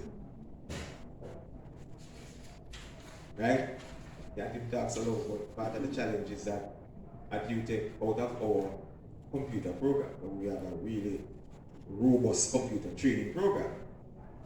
Fact is that some of those very students are before the course of scamming. We have a student, our network we thought was really foolproof. The student take it down. Right? So we have to understand the context within which we are operating in. So these students, we have to guide their thinking. While they have the skill, how can we get them to utilize the skill in a productive way? We have to guide them to understand that you are going to utilize the skill so that it's beneficial to persons instead of being destructive. And it begins at the lower level in exposing the students to responsible use of AI. So we have to get those things clear, and it comes with an education campaign, as I said before. Right? Because when you have the campaign, you can put measures in place. So the rules, fine. You can have the rules and the consequences. But are they educated enough to understand what we have in place as rules and regulations? The matter of research, remember, research is not just done at this level. And I think sometimes we misinterpret the whole concept of research. Because we think that's we're going to teach research when we reach the bachelor level. And so we're teaching research. But the little kids are involved in research, and we are not teaching them proper research techniques. Until when you reach tertiary level, then you realize, boy, this is how you should read. You should avoid this, you should be avoiding that. So all of these things need to be engaged. The students need to be engaged very early in proper research practices. And if we do that, for example, we can reduce some of the challenges that we're seeing with plagiarism and the rest of things when it comes to research. And they understand that once they use somebody else's work, it's not theirs. It's somebody else's work, and you have to give credit. They can't use it, but you must use it responsibly. So how do we enact these simple processes that will engage our students to develop the kind of skill sets and competencies that will help them to operate responsibly? And believe me, with children we know that things spread like wildfire. The moment one can do something, trust me. And I can tell you one of the dangerous things that's happening online with our kids. They are into the dark web. You know what that means? Dark web, they're gone. And if you don't know what the dark web is, go research it. God have mercy. A serious place. And that's how they mask, they hide from their parents in the dark web. It's difficult for you to find them there if you don't know why. They hide in the dark web. And while you might think they are doing something responsible, they are doing it in the dark web.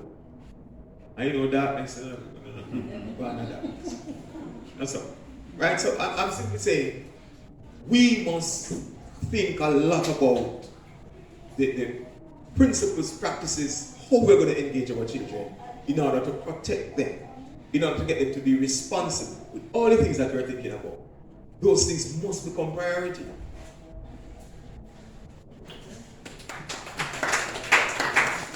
Right, so I just want to add to what he has said in regards to, I want to look more at AI and critical thinking, because the truth is, if we go to the base of what AI is really is a computer software that mimics human reasoning and thinking.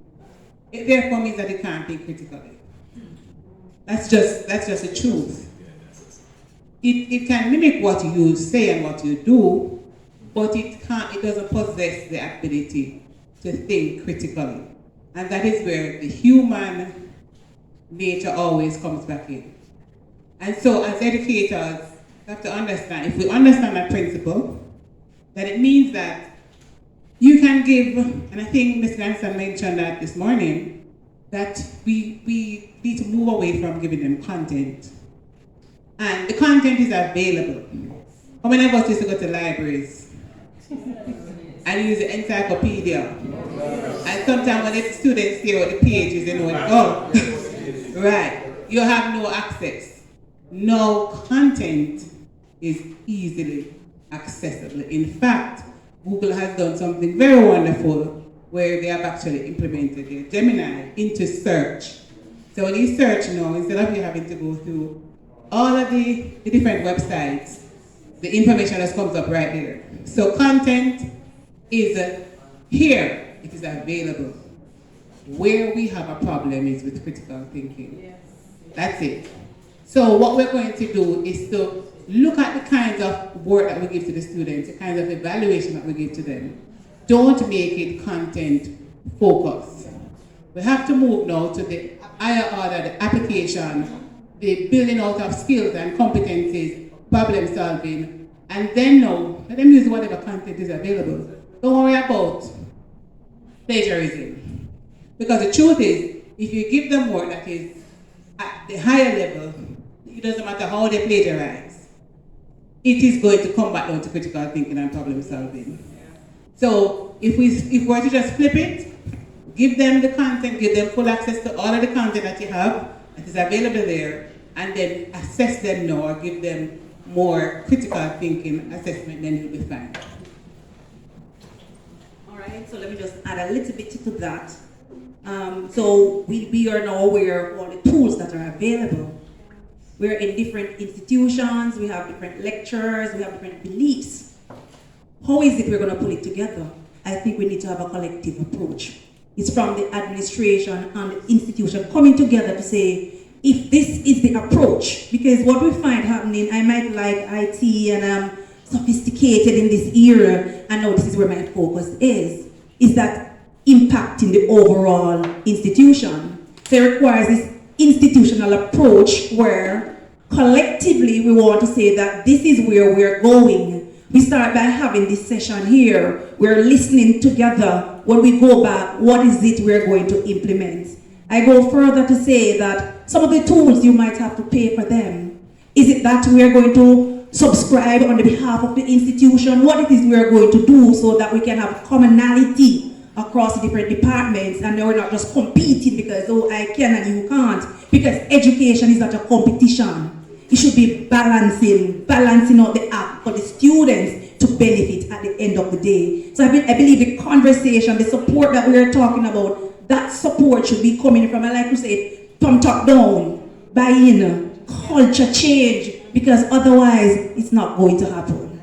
Right? So those are my few words.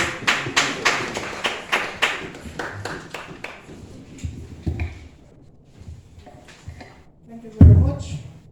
Next question, segment 2, best practices for AI integration. How do we ensure transparency and accountability in the use of AI tools in education? How do we ensure transparency and accountability in the use of AI tools in education? It's close by, and I'm just going to piggyback on something that Dr. Martin alluded to earlier on, and it comes back to what policies we are going to put in place. What policies we are going to put in place must be, so it can't be, oh, I am AI, I'm just going to take it down, I'm going to submit it to you. We must have ground rules, we must have criteria set out so students and lecturers alike will be able to. We talk about copywriting, we talk about plagiarism, we can't just accept. What we tend to do in education, we turn a blind eye. Oh, the work is here, we're gonna give the student the grade and we move on. We are only fueling the fire.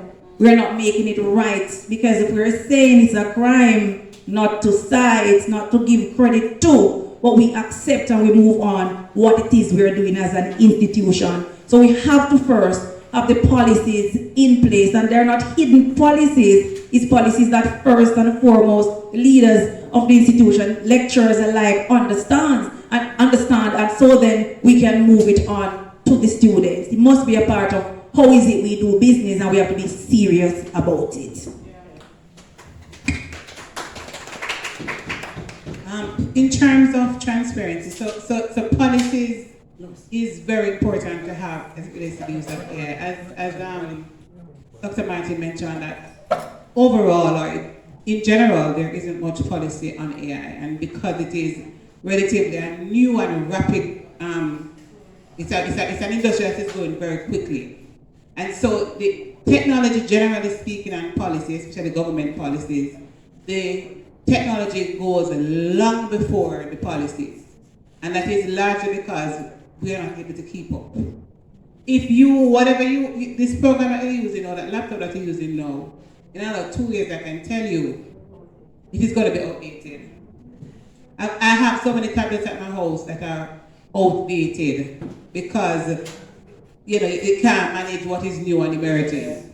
And so technology is moving so fast. And so the good thing is that education is not moving as fast as the technology. Because if you notice, we're still doing the same thing every year, over and over and over and over. So it is easier for us to put policies in place because we know that, okay, we are going to be, this is where we're going, this is how we are foreseeing the future to look. But in terms of on the policy level as well and transparency, we have to look at it in terms of how this, from the student side as well. I was at a workshop and a teacher said to me, Miss, I have a student who had an SBA to do, and the child just literally went on ChatGPT, put in the SBA topic, copy and paste everything, including, sometimes in the copy and paste from ChatGPT, they look up the little pieces at the bottom and the lines and everything. And he submitted in folder, printed out, very nicely laid out with all of the ChatGPT footers in it, and submitted it. And I said to him, he said to me, Miss, what should I do with that student? I said, you know your students, right? I said, we have to teach them how to use the tool. And a big part of the problem is that the teachers themselves, this is just truth, we don't know how to use them. We don't know how to use them. We don't know how to write prompts. So if you don't leave here today with anything about AI, garbage in, garbage out. Prompt writing is a new technique that we need to learn. Yes. Everybody, yes. Teachers, students, as long as you're using AI, you need to know how to write prompts. Another thing is you need to know how to ask questions. Yes. Because if you don't know what you're asking for, you're going to get gibberish. Yes. Right? And so I said to the teacher, don't penalize the students as yet. What I want you to do is to have a sit down with your students. Show them the AI tools. Say, yes, these tools are available to you. And then guess what?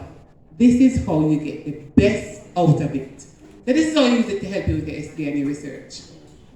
You can actually use it to help you with getting your research questions. But you still have to write them. You still have to analyze the data. You can use it to help you to, sit down and formulate how the data is going to be laid out. So it is understanding how to use the tool. And so once everybody is at the same level, understand how to use the tool, then you don't have to worry so much about plagiarism because they will now understand the purpose of the tool one and how to use it. And so if we don't leave here with anything else, we just have to remember that garbage in, garbage out. Learn to write prompts, right? Show your students how to use the tools. And if you're not so sure, I have some guides I can send it over to you in terms of prompt writing. What are the things that you actually do in terms of putting in the prompts? How to use ChatGPT, for example, to get the best out of it so that you don't get gibberish every time. All right? Good. And also the challenge is for us to understand a little about algorithms. Because remember, AI is about decision making. And so if we understand how the decisions are made by the tools, it makes it easier for us. Now, in terms of transparency and accountability, we must put some practical things in place, right? For example, oversight. The rules and the responsibility. Who has particular roles? And so we have to define those clearly. So the human oversight is very, very important. And so assign persons responsibilities. That's going to be important. And have monitoring systems in place. Right? I mean, one of the researchers, they suggest that there is ethical audits. Auditing is done to look at the use of, the ethical use of AI so that you can manage the process. The teachers also, the roles of teachers must be clear in the use of AI too. And again, we have to establish boundaries, and teachers must understand that, listen, there's a particular boundary that exists in terms of how you use AI, because you really don't want to reach a stage where you might be abusing the students when it comes to AI. So decision making is going to be important. Communication. What communication mechanisms are in place? What systems are in place? So if, for example, a student, for some reason was unethical in the use of AI, what happens next? We must have those questions answered. Who would deal with that matter? At what level would the matter be dealt with? What actions can be taken? So all those things must be clearly established so that the students themselves understand that there's a system in place when you carry out the breaches. But that helps, when they understand that, listen, if it reaches a stage you have to call the parents in, well, you know that it's serious, right? So we have to establish clear systems to ensure that the processes that we are implementing would work very efficiently. So my suggestion is that we look at those nuts and bolts, those day-to-day operations that will be involved in the implementation of accountability and transparency. We must have things in place. We must have things written. We must have guidelines clearly established. So when we meet with the PTA, they understand that this is what the institution has in place in terms of, processes related to ethical use of AI or unethical use of AI. Transparency, accountability. So it's quite clear. Those things are very, very important.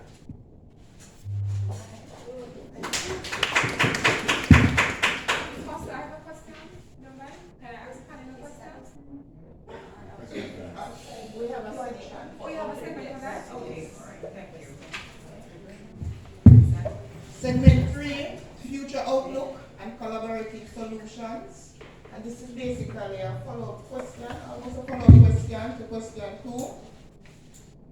What policies or guidelines should institutions adopt to ensure ethical AI use? What policies or guidelines should institutions adopt to ensure ethical AI use? All right, so I'm going to just give one guideline, and that is to have a privacy policy in place. Especially with the Data Protection Act, it is critical. All of us in this room use data. All of us in this room. So if the school doesn't have one as yet, it is urgent and important that you have a data privacy policy in place. Because if there's a data breach, we are in serious problems. So if you're not so sure about the Data Protection Act, it is good to research it. But more importantly, that we have a privacy policy in place in terms of how we treat with data. So everybody in this room deals with data. Everybody in the school deals with data. Whether it is a student, somebody in the office, everybody deals with data. And data is key. If I can get data, I can make millions. In fact, the AI tools all use data, and that is why they're making millions. Because they get this data and from you and I, and they use it. So if you notice, for example, the call centers, some of them are closing down now. Why? You know why? They get all the data that they want already from the call center workers, so they don't need them anymore. Yes, it's a secret. So what they have done is that they have created an AI database. So when the calls come in, they are logged. The responses are also logged. And what they do is they take that data and they now train the machine, which is what we call machine learning, And so the machine now learns what the problems are, what the solutions are, and how to address them. And then they say, thank you and goodbye. So a lot of the call center workers now are going to be out because they have been replaced because they have done their work. So please warn your young people. but that data that they have gotten, the point that I'm making is that data is king. That data that they have gotten from the thousands of call center workers, they can now use it to do whatever it is that they want. And so that is the importance of data. So you see, because you have the students' data, you have their grades, you have the date of birth, you have the TRN, you have all different kind of information about them, personal and medical information. If somebody ever break into Bethlehem's system and get a ransom on this school and say, yes, you're not getting back this data until they pay X amount of money, then they're going to suffer. Because that is valuable data. So having everybody in the school understand and have a policy in place and have them sign off to the use of both physical, meaning filing data, as well as online data is critical. So as you go through and as you prepare your policies and guidelines, make sure that you have a privacy policy in place, that the students sign when they come in, the workers sign, or the lecturers sign before you actually employ them, one, and two, that you have somebody who's giving oversight. Yes. And also, remember AI is about tools, right? It's about tools. The use of tools, the integration of tools. And so, decision making is going to be important. So let's say, for example, the institution decides that they're going to be using Turnitin as that tool, right, that will manage plagiarism and all the other details. So that has to be clearly established, right? That are we using just one tool, or is there an alternative tool? Are we sticking to one tool? That's going to be important because the policies that we design, therefore, now must operate alongside the tool. Because of how the tool functions, right? Because we know, for example, there's a difference between Turnitin and Grammarly in terms of difference in terms of how they function, right?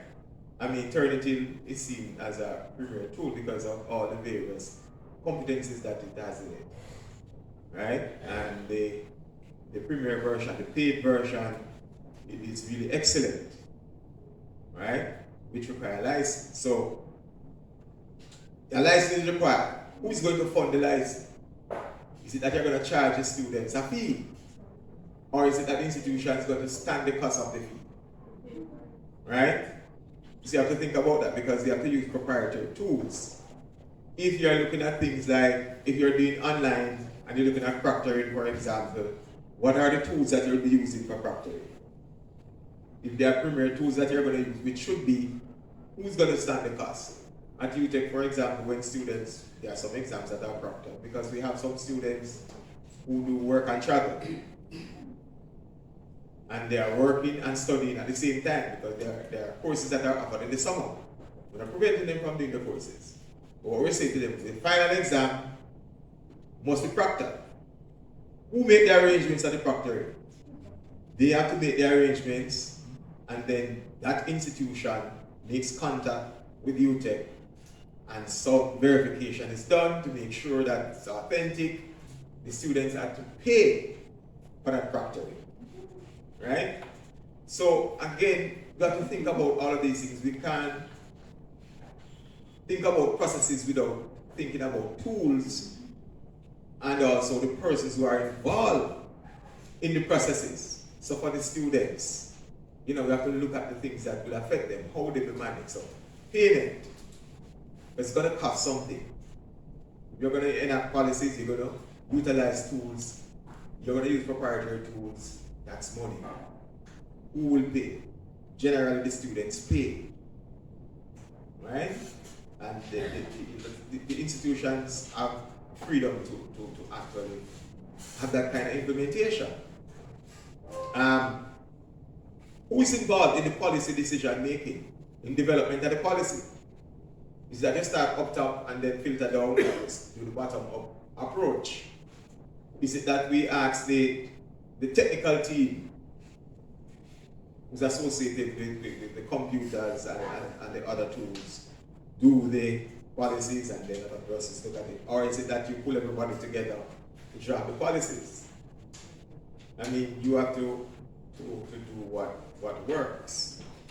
Generally, I say in policy development, you need someone who has some skills and knowledge in policy development to assist in your process to make sure it's effective. But you don't want to spend all the time and develop policies and then you realize that they don't work. You have problems, you know. You have to start the process over. So one of the things that we have to do sometimes is also refer to best practices. Look at what's happening in other institutions. Right? I know you're having some serious challenges. They also we are at trying to get the policies finalized, and I can understand the challenges in getting the policies, the AI policies, you know, finally approved, because people are asking all kind of questions when they go to the various levels. When the policies go to the different levels upwards, people are asking serious questions. And answers have to be found for those questions before we can implement. So you're going to find that the policy implementation for AI is not so simple and not complicated as other policy development. And so that is why we have to start somewhere. We have to start, it's going to be a little tedious. But again, as I've said, reference best practices. So for example, in the United States, there are many of these universities who have now enacted AI policies. Not that we're going to just pull it from the US and use in Jamaica, but we can use those as reference and then make the adjustments to facilitate what we're doing. But the most important thing is to start. Even at the class level, right? We should have something in place that the students and the teachers understand that, listen, at Bethlehem, these are the things that we think should be in place when it comes to basic AI tools, use of AI tools. Basic things. We have to start there. Right? But it can't be that we're just having a situation where everybody willingly just using AI. We have to get away from that. We have to start somewhere and encourage the team to begin, even in the department, and especially in the departments where you have a lot of writing. We do a lot of writing. Language department, the social sciences, those areas where a lot of writing is done. We have to start with guidelines in it. What we do, for example, in my department, we write it down on the course outlines. Right? We write the things on the course outlines. So the guidelines when it comes to AI. Right? We are now attributing more scores to the technical side of writing. Because you have to do that now. But you have to try and make up somewhere, you know. But probably you can put certain things in place where you can catch them somewhere with the technical side of the writing and so on. You try and do that. So you have to be smart about it. And you know, the students realize that there's value in doing, in really looking at the implementation and participating in what we're doing. That's going to be important. So at the local level, it will be good for the discussions and the little implementations to start at the local level. And this means that we must have, you know, cooperation from everybody at the level and everybody participating and being a part of the discussion. Right? In terms of supporting the points, you mentioned the Turnitin and the recite board. The Turnitin and adding recite board, those are some basics that we could start with. So you're doing the writing as you mentioned. Do we have a guide? Do we have something that we're going to use to check, just to make sure that yes, what we're writing is up to standard, we're citing correctly, we're using the sources accordingly. Because if we don't have it in place, that's why I would complain that they're coming in with the very same thing.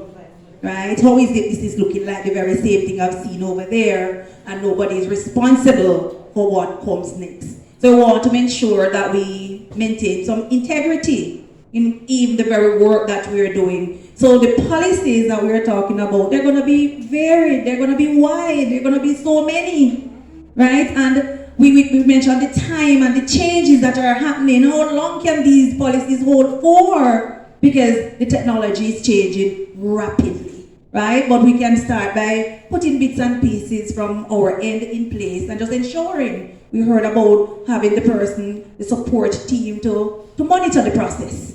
Who is the responsible person? Who is ensuring that what we have on paper is really what is happening? And of such, those are some of the areas that we could cover to get a going or get a start at implementing AI within our institutions.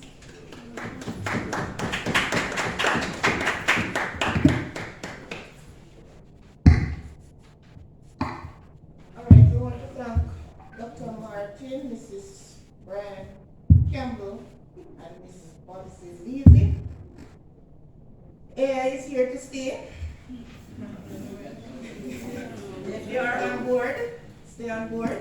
If you are not on board, it's not too late. Get on board. You're going to use it wisely and smartly. Alright, we have questions and answer session. We're going to take 3 questions only. If you have other questions, you can go on the workshop website and put your questions on that site on the forum. Alright, first one is from Mrs. Kinko. Good afternoon, everyone, principal, panelists, and colleagues. Dr. McIntyre? Martin. Dr. Martin. Oh, sorry. Yes. Dr. Martin, you spoke about, I think you probably answered my question when you spoke to AI at even the classroom level. Yes. How would you suggest that a student who writes an essay cites an AI in his or her reference material? I think what is accepted now is that the student give the indication. It's, for example, in an APA format, you would know have King Coke, Sheridan 2025, and the book, and then you have the website. Well, part of the challenge is that the APA manual has not given any guidelines here that's concerned. Yeah, that is the difficulty. So I think probably as the teacher, what is it that you want? Well, you can start with that. What is that you want to see the student produce when it comes to giving, the credit to the tool? What is most important is that the students give the credit, right? You really want them to recognize that at all times, whenever they utilize sources, the information is not theirs. They need to state it, right? State it. Because usually when you go into ChatGPT, you're not seeing any author. You're just seeing information. Right, there's no author. So you just let them give the indication that it is there. And the reason I'm asking, sir, is, I'm looking at what percentage of, I know there is a 20% at Bethlehem, how much, not AI, in Trinity, there's a 25% of AI. It's Trinity, right? And for me, for that percentage, how much of it is similarity index? Thank you. How much of it, what percentage of that similarity index can be AI? And how, as I'm asking, how, I know you don't know the specifics, sir, but I'm just kind of turning it over in my head, and I'm wondering, how do we evaluate, and attach some percentage going forward to a policy that says, of that 25% of this amount can be AI related and so on and so forth, because I struggle with that. I think the team from the discipline sits down, looks at it carefully, just do a detailed look at it and make a call. And that can work because it's now an agreement among the team, and we know that it's implemented across the board. So all the students who are in this discipline are doing they're subject to the same requirements. Right? And that's why you want consistency. You really want to have consistency. So that is the challenge with AI. and that's why I'm saying the importance of the teams at the local level meeting and making decisions. Because there are some things that will not be available to us at this point. And so we don't have to try based on our context. Yeah, the context, create. That's why I said to you, in my department now, we have changed the allocation of scores. So once upon a time, we didn't give a lot of credit for the technical side of the students, right? Now that has increased tremendously. For example, participation, the students' participation in the course. And what does this participation means? That is clearly defined. And so the students now recognize that there are other areas of assessment that are now being highlighted. And so it's not just the work that you do generally in class. There are other things that now become part of that assessment process. And so that is why we have to sit down and look at these things as a team and make those decisions. All right, so I am going to just do a spoke in the wheel. Because the truth is that the AIs can cite the sources. And so because the AIs can cite the sources, if you ask for the sources, then we have a little challenge. However, my suggestion and has always been, never use AI as is. Because AI, again, we understand the tool, is a combination of people's work. Some of it is accurate, some of it is not accurate. So what I'd always suggest to students is you have the AI tool sometimes as your guide. So it can be where you put in a topic and you ask it to give you the main points. But you write your points, you find your sources, and you double check. So even if the AI gives you the sources, you double check. But I would never encourage them to copy and paste anything out of any of the AI tools as is and submit it, even if it is a small portion. Because garbage in, garbage out. It is coming from multiple sources, including blogs. Same thing we would want to use Wikipedia, right? But AI uses, ChatGPT uses Wikipedia because that is where the information is coming from. It's coming from various sources. And sometimes, and ChatGPT will always tell you that most other AI tools, that the information there is not 100% accurate. And so the students understand that. Tell them to use it as their guide. You tell them to use it as their research outline. My son uses AI, he's in grade 9. And he uses AI to help him with his papers, but how he uses it, he puts in his topic, brainstorm first, put in his topic, match it with the AI, what the AI says, take some of the main points from it, and then write. Because then it's the starting point. So if you understand that, and if you can understand how AI works, then when you know that once you start putting that information in your copy and paste, it doesn't make no sense. So as much as it sounds good, everybody's going to know that it's not your style of writing. Because as lecturers, you know your students, don't it? And when they come with a very, very gifted looking piece, perfect paper, you can clearly know that it is AI that has written it. So encourage them not to do it.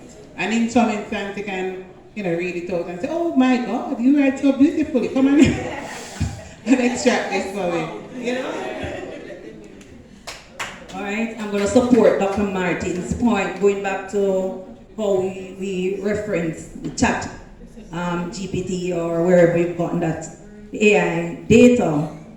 And as Dr. Martin said, there's nothing as yet in the manual, right? But if we refer to the manual though, it speaks to adding personal communication, right? So I can speak to Dr. Martin about something and add it in my document. But what it says, you can't put it on a reference page. So the same can be said, you might read this information, you got the idea from chat, it's not your idea, right? You make sense of it and you write it in your document. It says personal, whatever the communication, this one is coming from chat. But it's not, it will not be found on your reference page because the idea is not yours, right? So if you refer to your APA, look at personal communication, look at the approach it took for personal communication from a friend or a colleague, and then you could from now on until something is there solid, it gives an idea. It's not yours. So it should be represented somewhere along the line. Alright? You're not going to see it on your reference page. Right. Anyone else? Next question. Anybody else?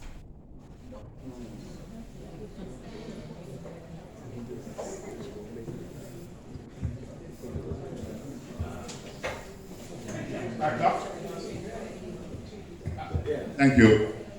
So I have been listening and making notes. Yes. I want to talk because I'm listening and realizing that you could have done a lot of work in this area.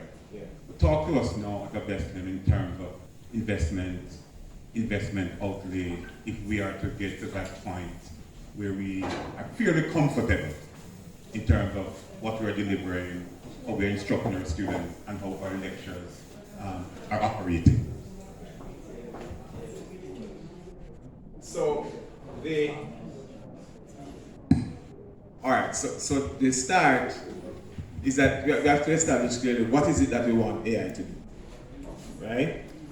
As I've said, the larger problem we have is with plagiarism and that sort of thing. So we're investing in one of these tools. I realize that some of the learning management systems are now investing in some level of that kind of rigor in dealing with addressing these issues. But the more comprehensive, tool would be one like Turnitin, which is not so expensive as compared to others.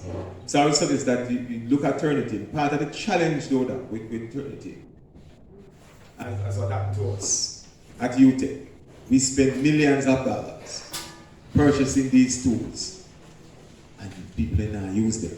Lecturers now use them, students now use them. So if you're going to invest in them, you now must find a way to force people to use them. That's a fact, because it's an investment.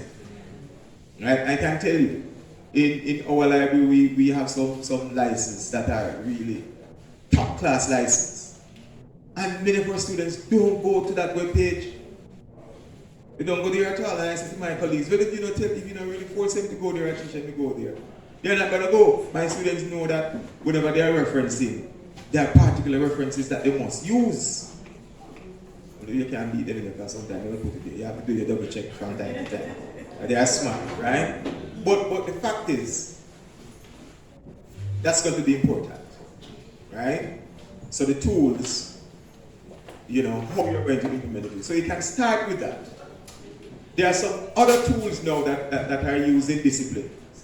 So for example, in language, there are a few language tools that will build the capacity of students in terms of improving their competencies. You have to ask your team to look at those tools. Is there one tool, for example, that you could invest in? Because some of them are not so expensive. That you could have the department utilizing with the students to help them to build capacity. So you can look at that. So the disciplines could do a research and look at some AI tools that they think would be of value in helping the students, and get the cost and look at it, and then you make a decision in terms of budget, how much you can spend on. What I will suggest, and I've been saying at my institution sometimes that they're not paying attention to that. I'm saying do a 5 or a 10-year plan. So the first year you start here, you have this tool. Next year you probably can afford another tool. The other year you could afford 2 tools. And you build capacity over a period of time. But what happens is that when you do nothing at all and you say, well, you don't have the money, you still go have to do the investment, So you have to do the investment after a while. So if you start even with one tool and utilize it over a period of time, then that works. Right? So, I would say for the budgeting, you do like a 5-year budget to say, listen, over 5 years, this is the amount of money that I can spend. And you work with that in terms of, the importance of tools, the kind of tools, and you use that strategy. Because as I said before, we have to start somewhere. And remember, I don't know if here you charge a technology fee. It should be in the student's cost. Usually that's a recommendation at the tertiary level, that at least there should be a technology cost. Right? The challenge is that the students will have a challenge with you if you're not delivering, right? Because they're going to go and get paid. It's just like what is happening at UTech now is that the students, once they pay their fees, there's a percentage of printing that they have access to, right? And the quarry that is not being monitored properly, and so on. So we have to make sure that we put systems in place to manage that, right? And some of them know quarry and say, so many of us not utilizing it. Well, it's your business, it's there for you to use. If you don't want to use it, you lose it, right? Yeah. So things like those, you have to look carefully at a technology fee. How much reasonably enough. And these students can understand that's an investment that will benefit them. And you don't have to be exorbitant. You start somewhere and that will help with the budgeting. Plus, also, what we're exploring that is monies that are out there, that are available, that we can access. And some institutions can help us point us in direction. Commonwealth of Learning, for example. They might not give you money, but they give you training. Right? They will give you training, which is a big cost. If you can really get quality training for your staff, that's really a big hope. So they're giving you, tools and so, but they'll give you training. And they can also point you to in areas that you can look for funding to do something. So there are a number of things, strategies that you can use basically to fund the process. It's costly, it's one of the difficulties. As I said, in the study that I did, the major problem that institutions are facing is funding, and that is what has created the problem going forward the implementation of AI. They really just don't have the money to do the implementation. And therefore, the ministry, they have not reached a stage where they are providing that level of support. There's no support for that. So the creativity in the institutions now, become of importance.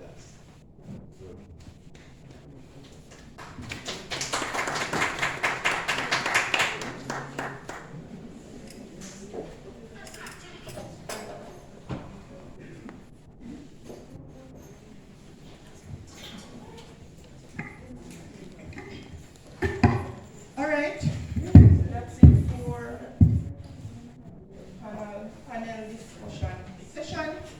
We are going to give our panelists a round of applause.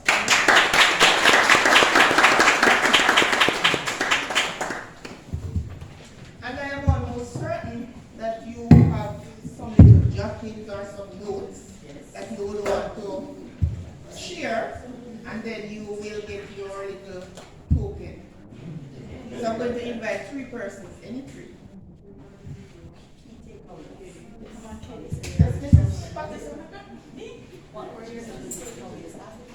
What were your key takeaways from this session? The part that it is the whole idea of I'm saying, no, not the dark web, but the Trinity issue. And then the suggestion was that we build, because it's not in my notes, but I'm just concerned that if we should build, maybe the things we buy over the 10 years may get outdated. So that's another challenge. So I'm thinking about that.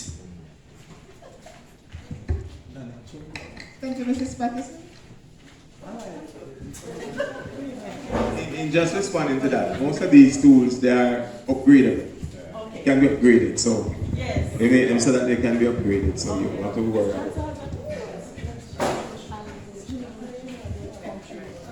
One of the things that stood out for me in this session was the fact that the content is readily available. So we need to move away from giving students research-based and moving away to critical thinking and skill-based assessment and so on.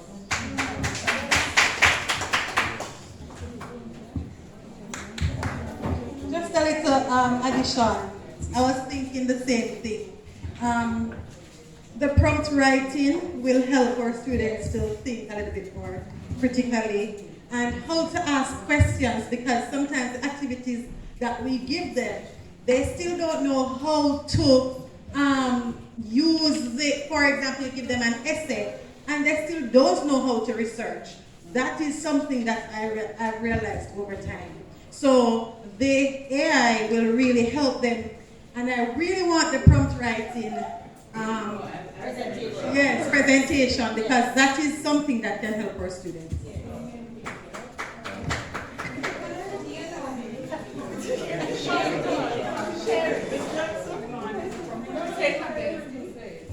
Very encouraged to do prompt writing. That's what I have to say.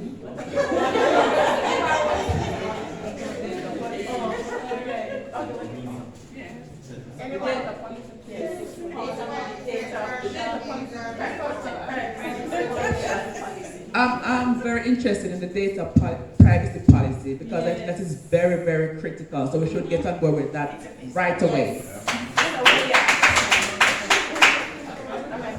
All right. Thank you very much for your participation.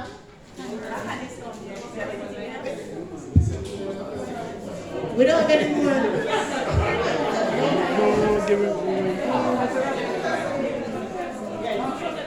Next session.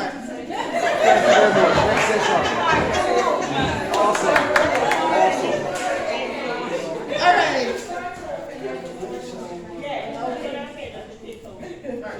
My takeaway is the fact that Mrs. Campbell.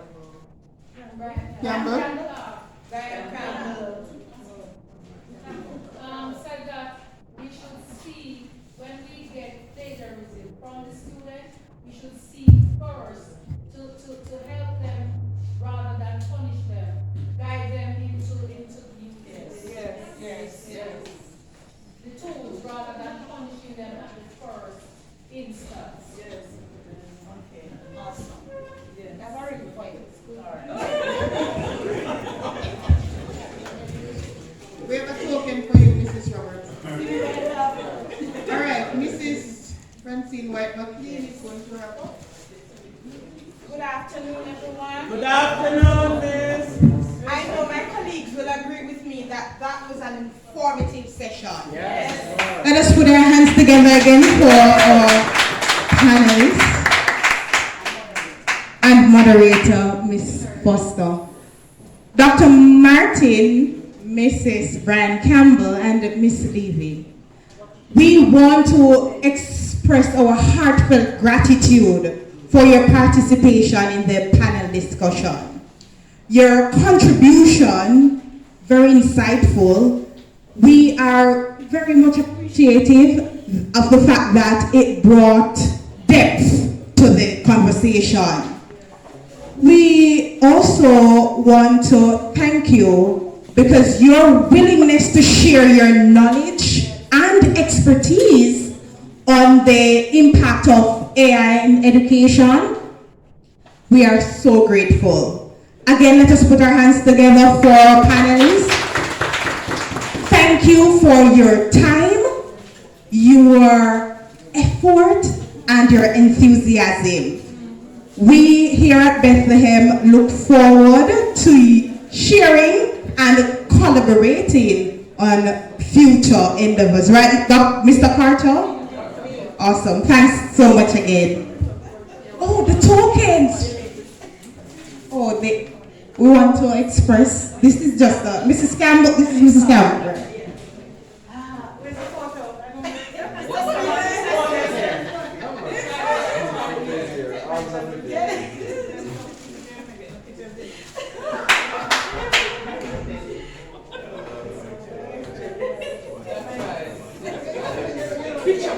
Thanks so much again. You have inspired us to think critically and to broaden our knowledge on AI. Thanks so much again.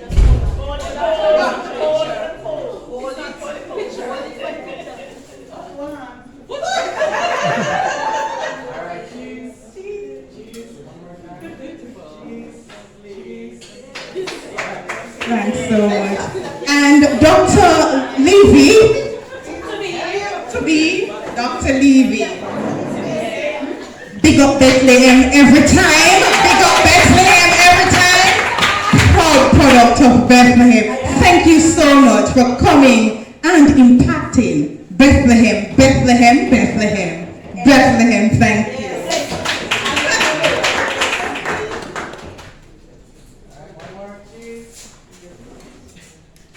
Thank you.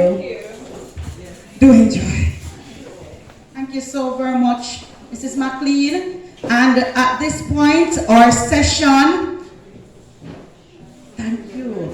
Yes, so thank you to everyone who made today a spectacular day. Wouldn't you say that it was successful? Feel like you learned something? So we had some wonderful persons, some wonderful presenters. Some traveled from all the way, Dr. Martin traveled to us all the way from Portmore. We have Mrs. Campbell coming from up the hill. You know, I tell you, and Miss Levy also traveling from far, and they made it here, and they gave us a memorable workshop. I really do hope that we will now put into practice the things that we have learned, the knowledge that we have garnered. It was very insightful, and I just want to thank my team, Mr. Smith, Mr. Unaware, Ms. Foster. I want to thank my colleagues, all of you who stayed.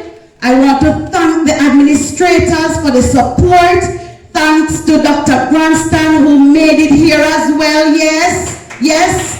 I just want to thank everyone because it would not have been possible without you. We could not have this kind of workshop and engagement if you had not turned out. And so to our presenters, to the audience, to the team, on the coordination committee, and to everyone at BMC who helped, I just want to say a big thank you. I'm encouraging persons. I know we're pretty much tired now, so I'm going to ask you in your own time, try to do it before Friday, on the workshop website that was shared, the link that was shared, please complete the workshop evaluation. Please, we need to work based on data. So we need to collect the data so we can use it to help us to make future decisions. So use the link and just complete the feedback form that is there. Again, thank you everyone, and those who have to travel far, travel safely. God bless and keep you all. Bye bye everyone.